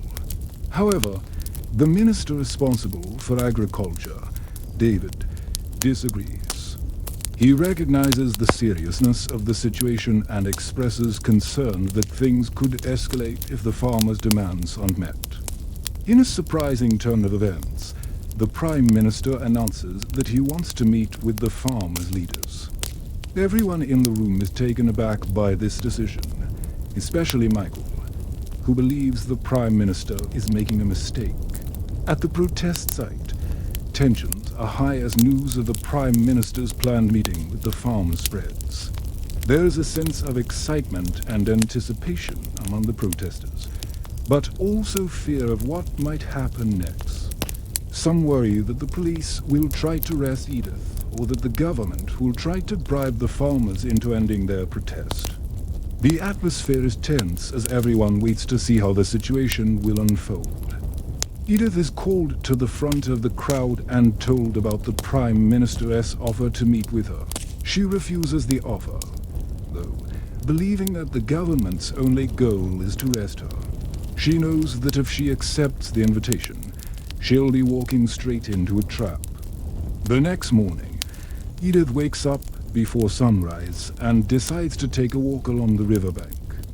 As she walks, she reflects on the journey that brought her to this point in her life. She remembers growing up on her family's farm and the close bond she had with nature. She also recalls the challenges she faced when she was forced to leave her home and the strength she found in the support of her community. As the sun rises, Edith continues her walk and comes across a group of farmers who are preparing to block the highway. She joins them and together they chant, "No coal, no gas, no dirty future." Their voices echo through the valley, sending a message to the government that they won't back down. Later that day, the police arrive and attempt to break up the blockade. There's a tense standoff, but eventually the farmers agree to let the cars pass. As the tension subsides, Edith takes the opportunity to address the crowd and calls for peace. She urges everyone to remain calm and to continue the fight for their rights in a peaceful and organized manner. Her words resonate with the crowd and they respond with cheers. As the day goes on, more and more people join the protest and soon there are thousands of people blocking the highway. The farmers are growing bolder and more determined than ever before. The Prime Minister's office is closely monitoring the situation and Michael is growing increasingly concerned. He believes that the protest is spiraling out of control and that something must be done to stop it. The other ministers are equally worried and there is a sense of urgency in the room as they discuss how to proceed. Meanwhile, Edith is using the momentum of the protest to organize. She knows that their cause is just and that they have the support of the majority of people. With careful planning and strategy, she believes they can achieve their goals and bring about real change. That evening, the government makes an offer to Edith, inviting her to Canberra to speak on behalf of the farmers. They hope to negotiate a deal with her and end the protest, but Edith sees through their plan and refuses to accept their invitation. She knows that if she goes to Canberra, she'll be isolated from her supporters and unable to effectively advocate for their interests. She has no intention of giving up the fight and will not be swayed by the government's tactics. Determined to keep the pressure on the government, Edith addresses the crowd and calls for an even bigger protest the following day. She believes that by standing together and demanding what they deserve, they can bring about real change. The crowd cheers in response, energized and ready to take the next step in their fight. The next morning, the entire community turns out for the protest. Farmers from all over the region have joined the movement and the numbers are overwhelming. The streets are filled with people demanding a better future for themselves and their families. Edith, riding on the crest of the wave of public support, takes her stand and delivers a powerful speech. She speaks passionately about the need for a change and the importance of protecting their way of life. Her words inspire the crowd and they respond with thunderous applause. As the protest reaches its peak, Michael watches from afar and realizes that things have gotten out of hand. He understands that the government's attempts to control the situation have failed and that the people have spoken. The protest has become a symbol of hope and change, and there is nothing the government can do to stop it. Finally, the Prime Minister agrees to meet with Edith and her supporters. He is hoping to negotiate a deal that will end the protest and restore order, but he is in for a surprise. Edith enters the meeting confident and prepared. She knows that her community has the support of the majority of people and she is not afraid to demand what they deserve. The Prime Minister tries to offer concessions, but Edith is not willing to back down. She knows that compromise is not the answer and that they must stand firm in their demands. As the meeting continues, the Prime Minister becomes increasingly frustrated. He is used to getting his way, and he does not like being challenged. But Edith is not intimidated and she continues to stand up for what she believes in. The meeting reaches a stalemate and neither side is willing to budge. The Prime Minister walks out, frustrated and angry, and the protesters erupt in cheers. Edith has stood her ground and the fight for their rights and their future continues. This scene sets the stage for the next chapter in the story, where the stakes are higher than ever and the battle for justice rages on. As the chapter comes to a close, the significance of Edith's stand becomes clear. She has emerged as a powerful voice for the voiceless, and her influence is growing by the day. The government may have underestimated her, but they will soon learn that she is a force to be reckoned with. Thank you for joining me on this journey through Operation Featherstorm Chapter 10. I hope you enjoyed this exciting installment in the story. If you did, please don't forget to show your support. Your encouragement means the world to me and helps me continue bringing you these captivating stories. Now, before we part ways, I want to give a special shout out to our supporters. Your generosity and passion for our work truly inspire us to keep pushing our creative boundaries. To those of you who haven't joined our membership program, I invite you to check it out. It is a fantastic way to support our channel directly and gain exclusive perks such as early access to videos, behind-the-scenes content, and the opportunity to interact with us on a personal level. As we wrap up our discussion of Operation Featherstorm Chapter 10, I encourage you to stay tuned for more updates. We have so many exciting chapters left to explore, and I can't wait to share them with you. In the meantime, feel free to drop any comments or questions you have below. We love interacting with our viewers and hearing your thoughts on the story. Until next time, stay curious, stay engaged, and keep supporting the amazing content creators you love. And remember, if you enjoyed Operation Featherstorm Chapter 10, don't forget to show your support. Your engagement helps us continue delivering captivating stories. Thank you for joining me on this incredible journey, and I look forward to seeing you again soon. Operation Featherstorm Chapter 11, The Withdrawal. We're back in Afghanistan. It is 2 weeks since the raid, and we're at the green on blue base outside of Kandahar. Meredith looks out over the rows and rows of shipping containers that have become home to thousands of Afghan soldiers and their families. Many of them have been living here for years while they wait to be resettled in another country. He watches a young boy kick a soccer ball round with some friends. The kid's got no shoes, but he's got a smile on his face, and that's all that matters. Meredith thinks about how he hasn't seen that kind of joy in a long time. He missed his daughter's first steps and her first day of school. He didn't see her for long stretches when she was growing up because he was deployed. And even when he was home, he was so busy trying to work through the trauma of what he had seen and done in combat that he wasn't really present. Now, he's here watching a barefoot Afghan kid play soccer, and he feels a pang of longing for a simpler time. A loud voice cuts through his thoughts. Hey, Meredith. You coming or you wanna stay here and watch the Afghan children play? Meredith jumps and turns to see his old battle buddy, Alfie, grinning at him. Shut up, Alfie. I was just thinking. About what? How much you love the simple things in life, like watching kids play sports. Or maybe you were thinking about how awesome it would be if you could get your hands on one of those soccer balls. Alfie walks closer and lowers his voice. Or maybe you were thinking about how much you hate being stuck in this god-forsaken desert and you wish you were back home where the women were hotter and tea. Heat beer was cheaper. Meredith throws Alfie a sharp look, but can't help but smile. They've known each other since they were kids. Growing up in the same small town in Ohio, they'd always known their paths would lead them into the military. They were both natural athletes who excelled at everything from football to baseball to basketball.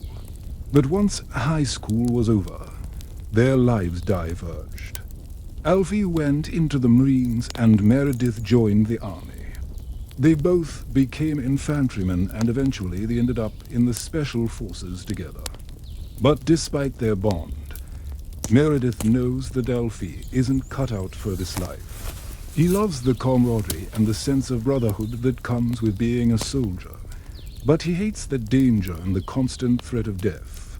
He dreams of going back home to open a gym and live a normal life.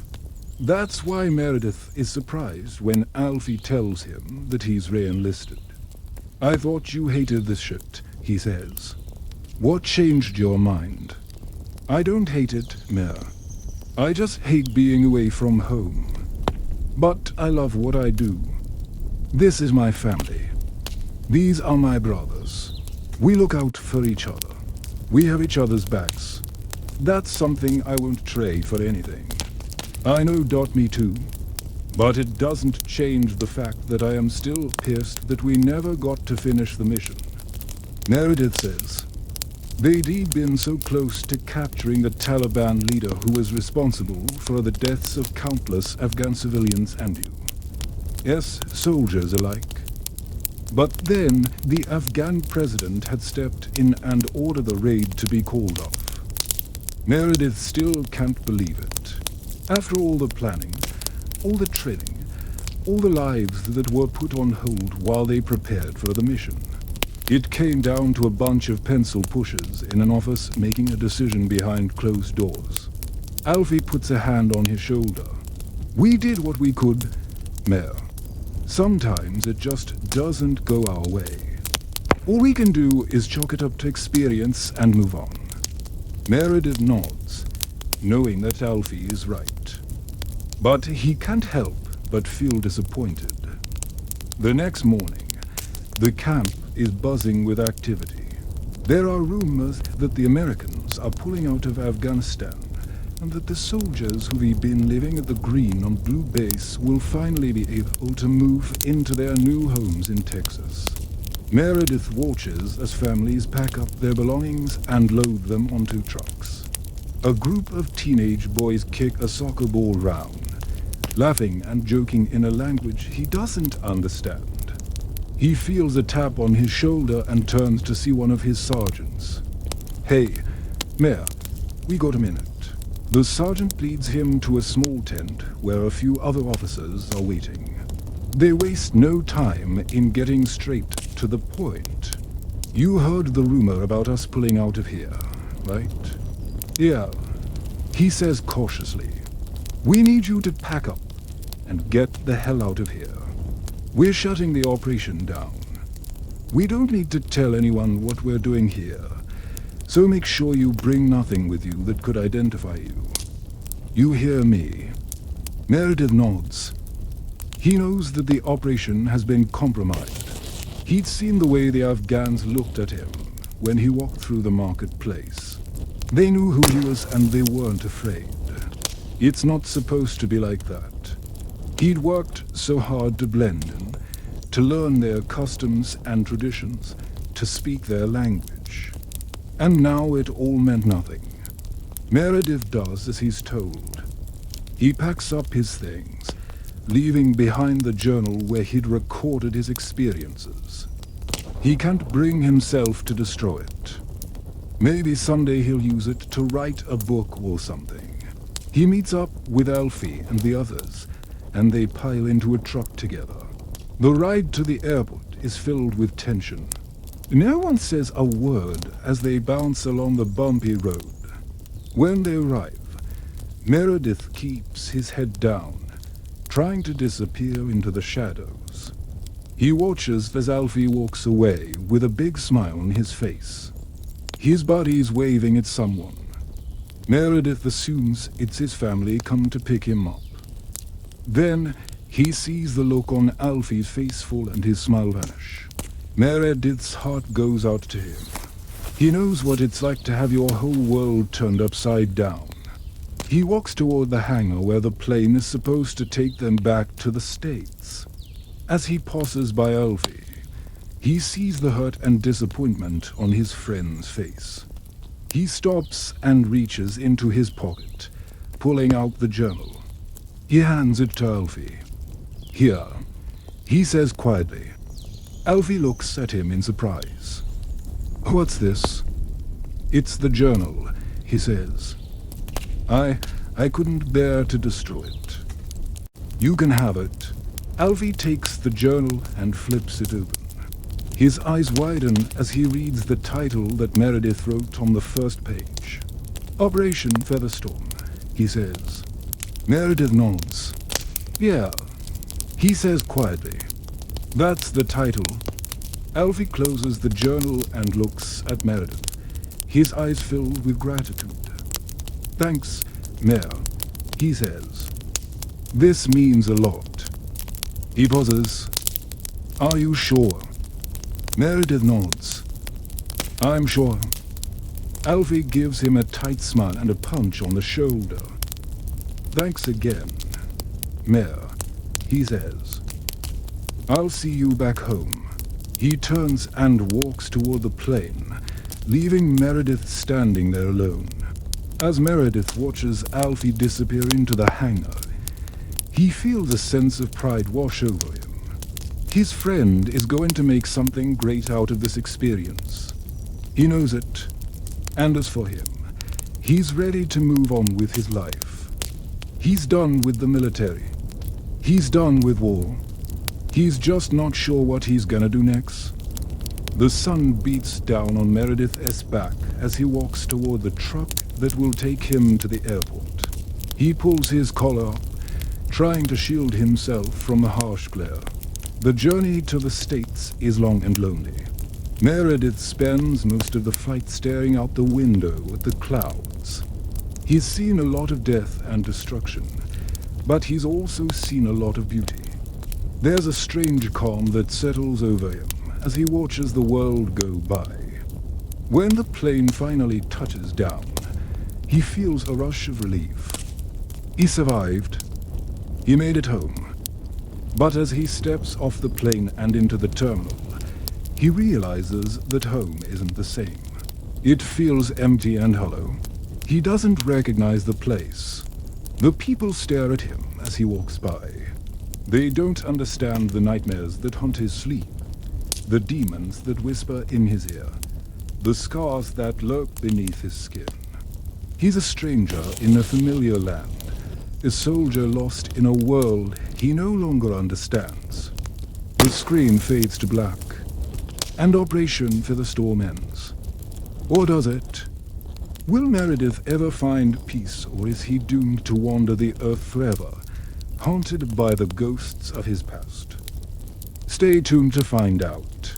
5 years later in the same dusty town, the townspeople were busy getting ready for their annual Founders' Day celebration. A day meant to honor the brave pioneers who had settled this part of Australia. And there was plenty to celebrate. The crops were flourishing, the animals were plentiful, and most importantly, the emus were gone.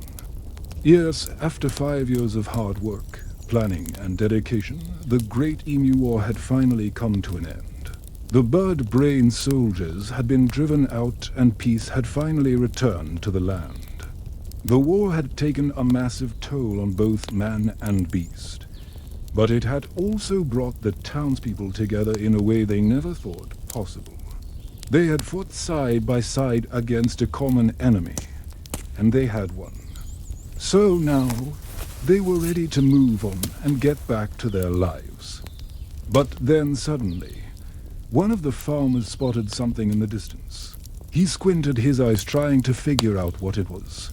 At first he thought it was a flock of birds, but then he realized that it wasn't moving. As he got closer, he could make out the shapes of dozens of emus lined up in neat rows, marching across the plain like they owned the land. Could it be? Had the emus come back? Word spread like wildfire through the town. The emus were returning, but not just any emus.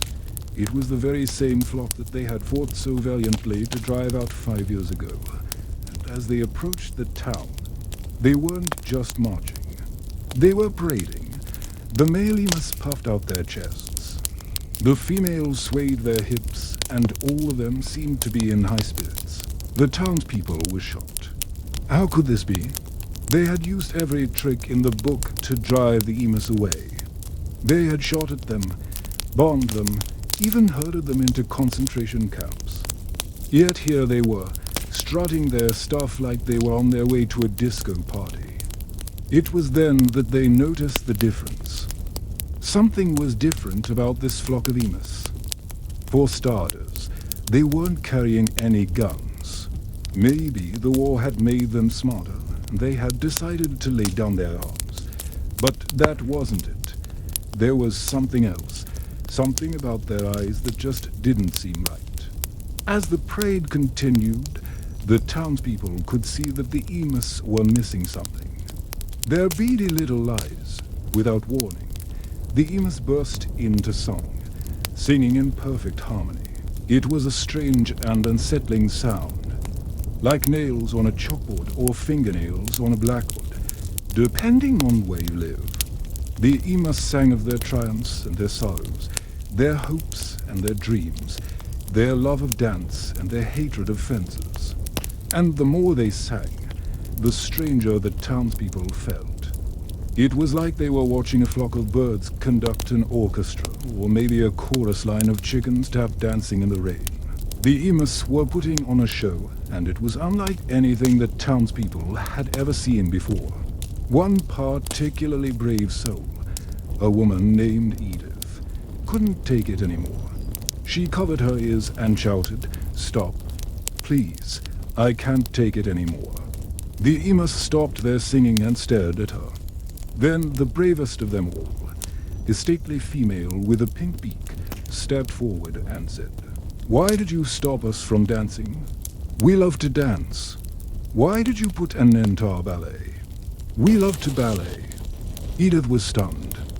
The emu was talking to her, not in clicks and whistles, but in perfect English. "Why indeed?" said another emu. "Why did you make us leave our home? Our home where we were born and raised. Our home where our ancestors had roamed for thousands of years. You kicked us out without a single backward glance, without a single thought for our feelings. Do you have any idea how hard it is for an emu to find a new home?" And there was no mistaking the sincerity in their voices. These weren't evil birds looking to destroy everything in their path. They were simply emus looking for a place to call home.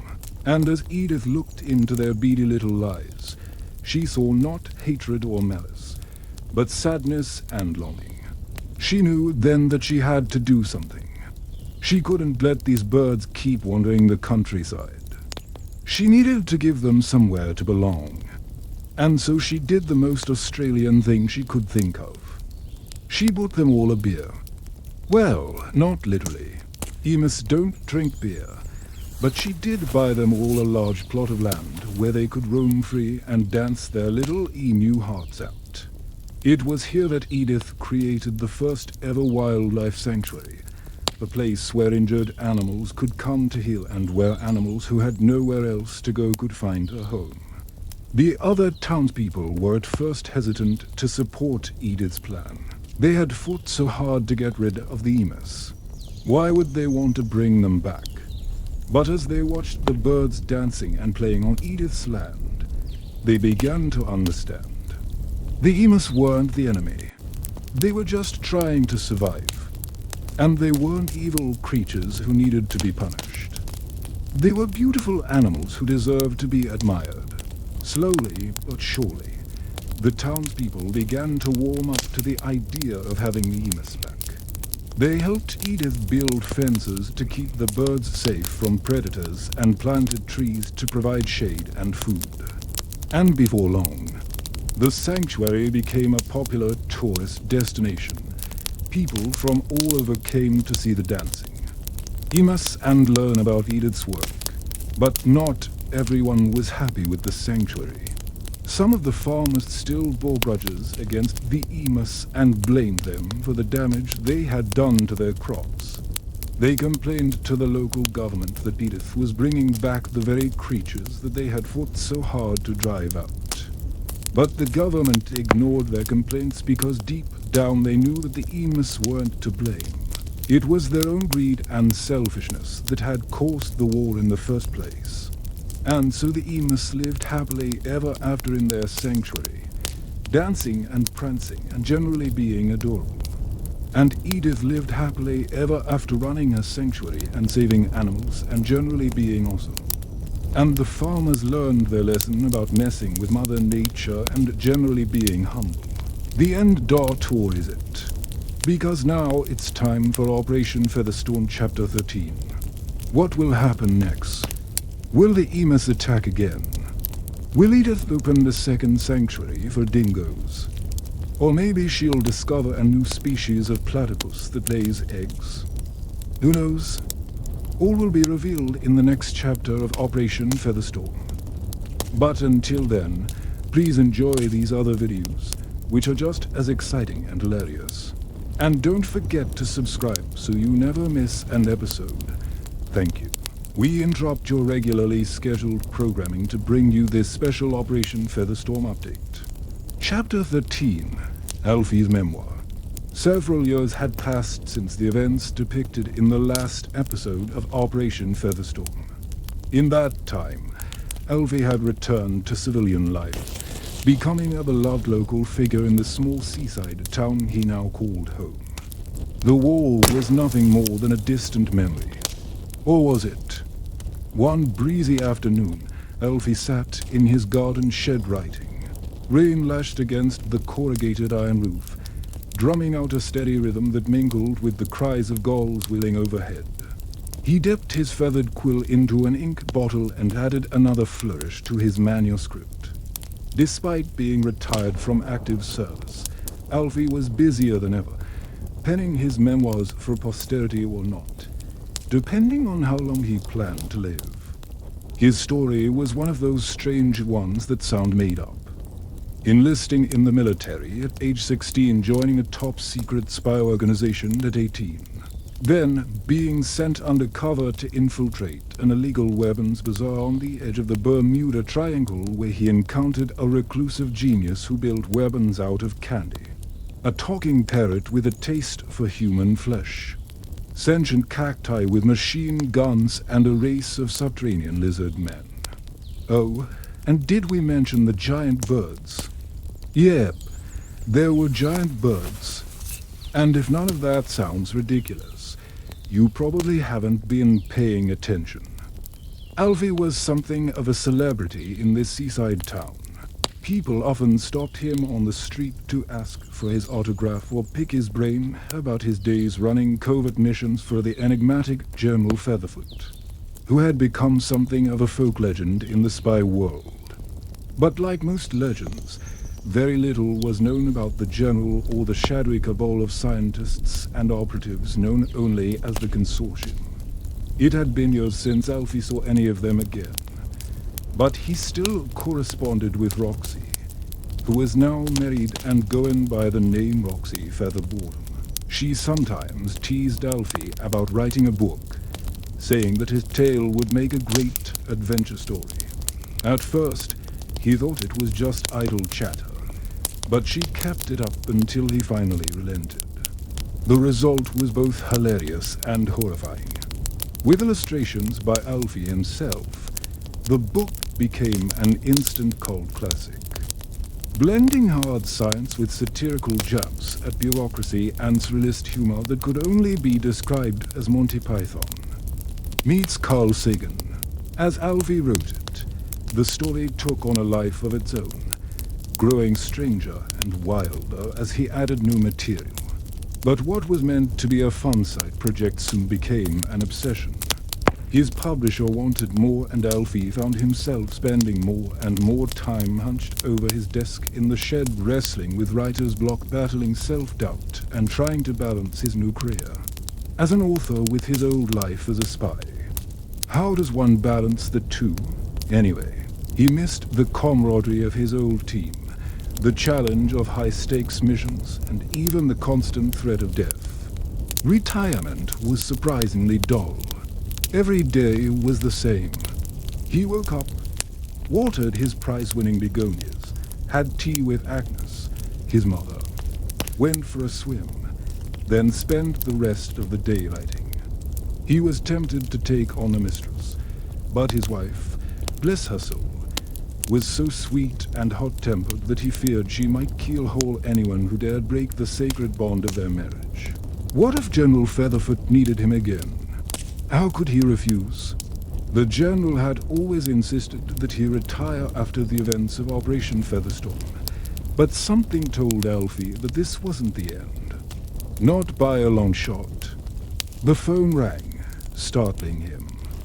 Out of habit, he reached for his ear to answer it, then remembered that he was supposed to be on civilian time. Sighing, he walked over to the receiver and picked it up. "Alfie," he said, "you have the distinct honor of being summoned to the presence of General Featherfoot." The speaker's voice was disguised, but Alfie recognized it instantly. It was Squawk, the talking parrot who had accompanied the General on his missions. Now, working as a spy himself, Squawk was one of the few people Alfie had kept in touch with since leaving the consortium. "Good God, is everything all right?" Alfie asked, suddenly alarmed. Squawk cleared his throat. "I regret to inform you that everything is anything but all right. In fact, everything is terrible. Catastrophic, dreadful, horrible, awful, and I could go on. But why bother? You get the picture. Something terrible has happened, Alfie. Something that will affect us all for the rest of our lives." A chill ran down Alfie's spine. What could it be? Did the lizard men launch a nuclear attack? Had the candy weapons factory exploded? Was General Featherfoot dying? What is it, Squawk? Please tell me. Featherfoot is dead. The news hit Alfie like a physical blow. He stumbled back, dropping the receiver. Dead. How? But how? Squawk sighed. It doesn't bear thinking about. It's bad enough for me, but I have no choice. I must carry on, keep the mission alive. Will you come help me, Alfie? Please. There was silence for a moment as Alfie grappled with the news. Then he straightened up, steeling himself. "When do I start?" he said. Several hours later, Alfie stood before the assembled members of the consortium, each one as eccentric and brilliant as the last. All eyes were on him. This was a somber occasion, but upon closer inspection, Alfie noticed that most of the faces were illuminated with excitement. Even the grim-faced General's aide, Major Montgomery Flack, couldn't suppress a smile. "As you know," began Dr. Ludwig von Schmaltz, a portly man with twinkling eyes and a thick German accent, "our beloved leader has kicked the bucket. Actually, it was more like kicked the air and then the bucket, but you get the idea. In his final moments, he entrusted me with carrying out his greatest dream, the fulfillment of which depends on you. Abernathy," Alfie stammered, suddenly uncomfortable in the spotlight. "But I'm just a humble author now. I haven't seen active duty in years." "Don't be ridiculous," snapped Roxy, striding forward. Her face was pale and drawn, betraying the strain of the past few days. "You may have hung up your pith helmet, but you're still the best damn field operative we have. Besides, General Featherfoot counted on you." Her words struck home. Alfie knew she was right. He owed it to the General, to the consortium, and to himself to see this through. But what was the mission? Von Schmaltz cleared his throat. "Our late founder's dream was to publish his memoirs," he said. "And who better to write them than the man who lived them? We need you to finish the job you started all those years ago, Mr. Abernathy. Write Featherstorm's story for the world to see." Alfie hesitated. Writing about his adventures with the consortium had made him famous in some circles, but that was just a children's story compared to what he'd really experienced. Would the world be ready for the real story? Would they believe it? Sensing his apprehension, von Schmaltz placed a comforting hand on Alfie's shoulder. "You are not alone, my friend. I shall provide you with every resource necessary to complete this mission. Think of it as a dream assignment. You can travel to exotic locales, interview colorful characters, and collect your research by experiencing the wonders of the world firsthand. That sounded almost too good to be true, but what other choice did Alfie have? So he accepted the mission, and the consortium sprung into action. Von Schmaltz provided him with an advance and an office at their headquarters, a heavily guarded building in the Swiss Alps that was rumored to be the lair of a notorious crime syndicate, though Alfie had never actually seen anyone there.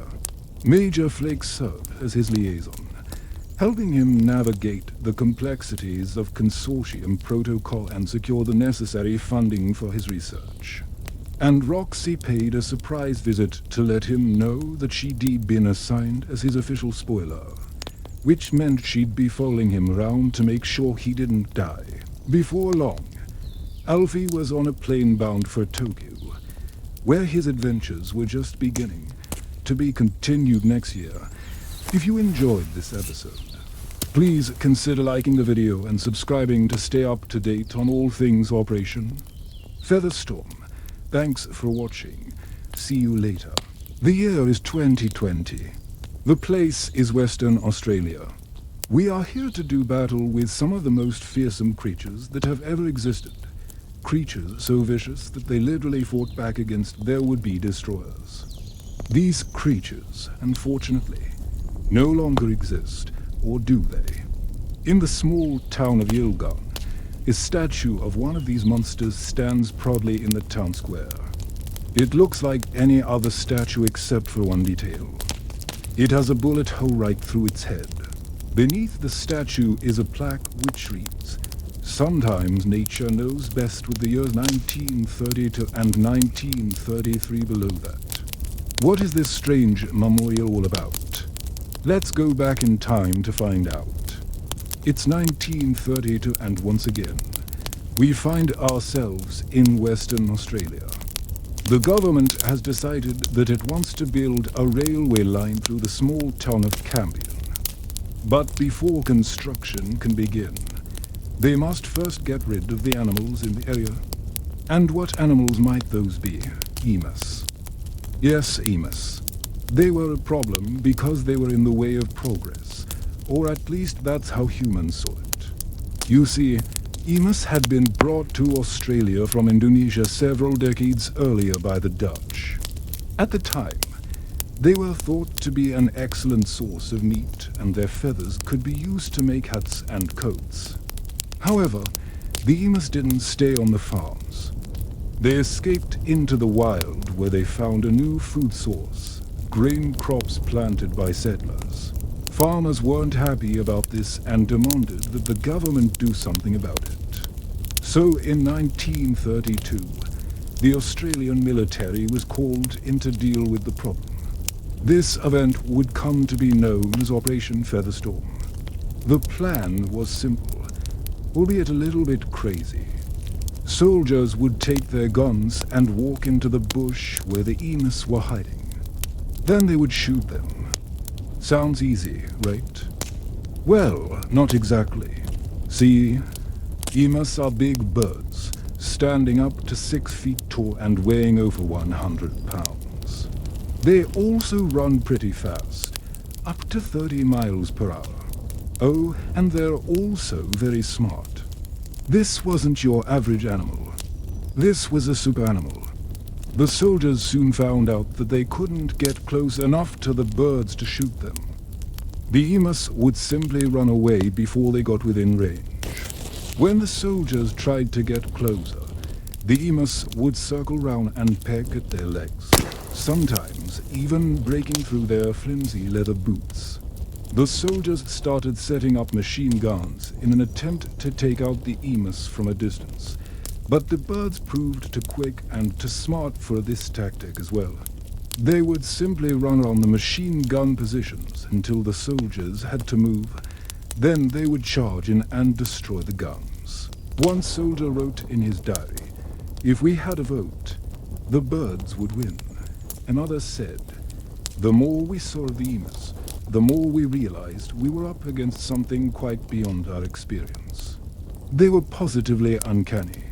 They seemed to know every trick of the bush. It became clear that the soldiers were losing the war. They needed a new plan. So, in February 1933, a squadron of 60 soldiers under the command of Major Meredith was sent to the small town of Yulgan.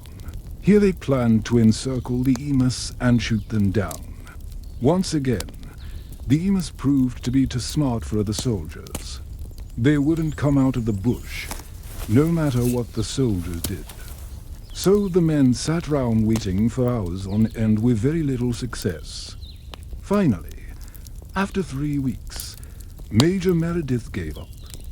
He wrote, "We're unlivable. The heat is intense, and there is nothing to do but wait and watch.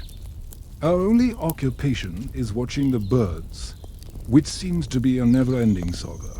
On March 2nd, 1933, the soldiers packed up their things and left Yulgan. They had failed to stop the emus from destroying the crops. But as it turned out, they had done something else.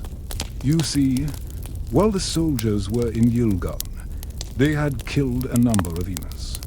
These deaths led to the end of the superbirds.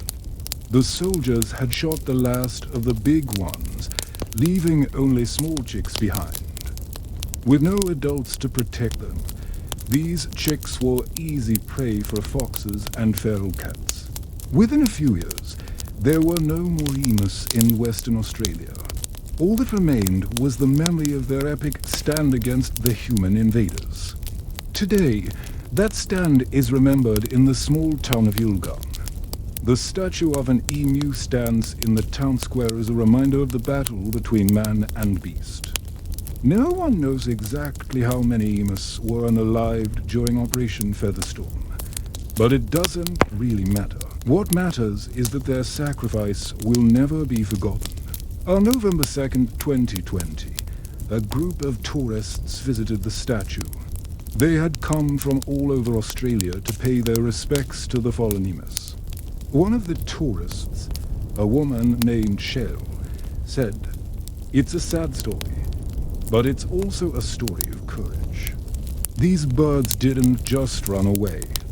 They fought back. And in the end, they won. Cheryl is right. The emus may have lost the battle, but they won the war. The government never finished building the railway line. Instead, they just bulldozed the tracks that were already there. The emus won so completely that they've become a symbol of the Australian outback, appearing in movies, TV shows, and even video games. Who knows what other creatures might have been wiped out if the emus hadn't fought back? Maybe there would be no kangaroos or koalas today.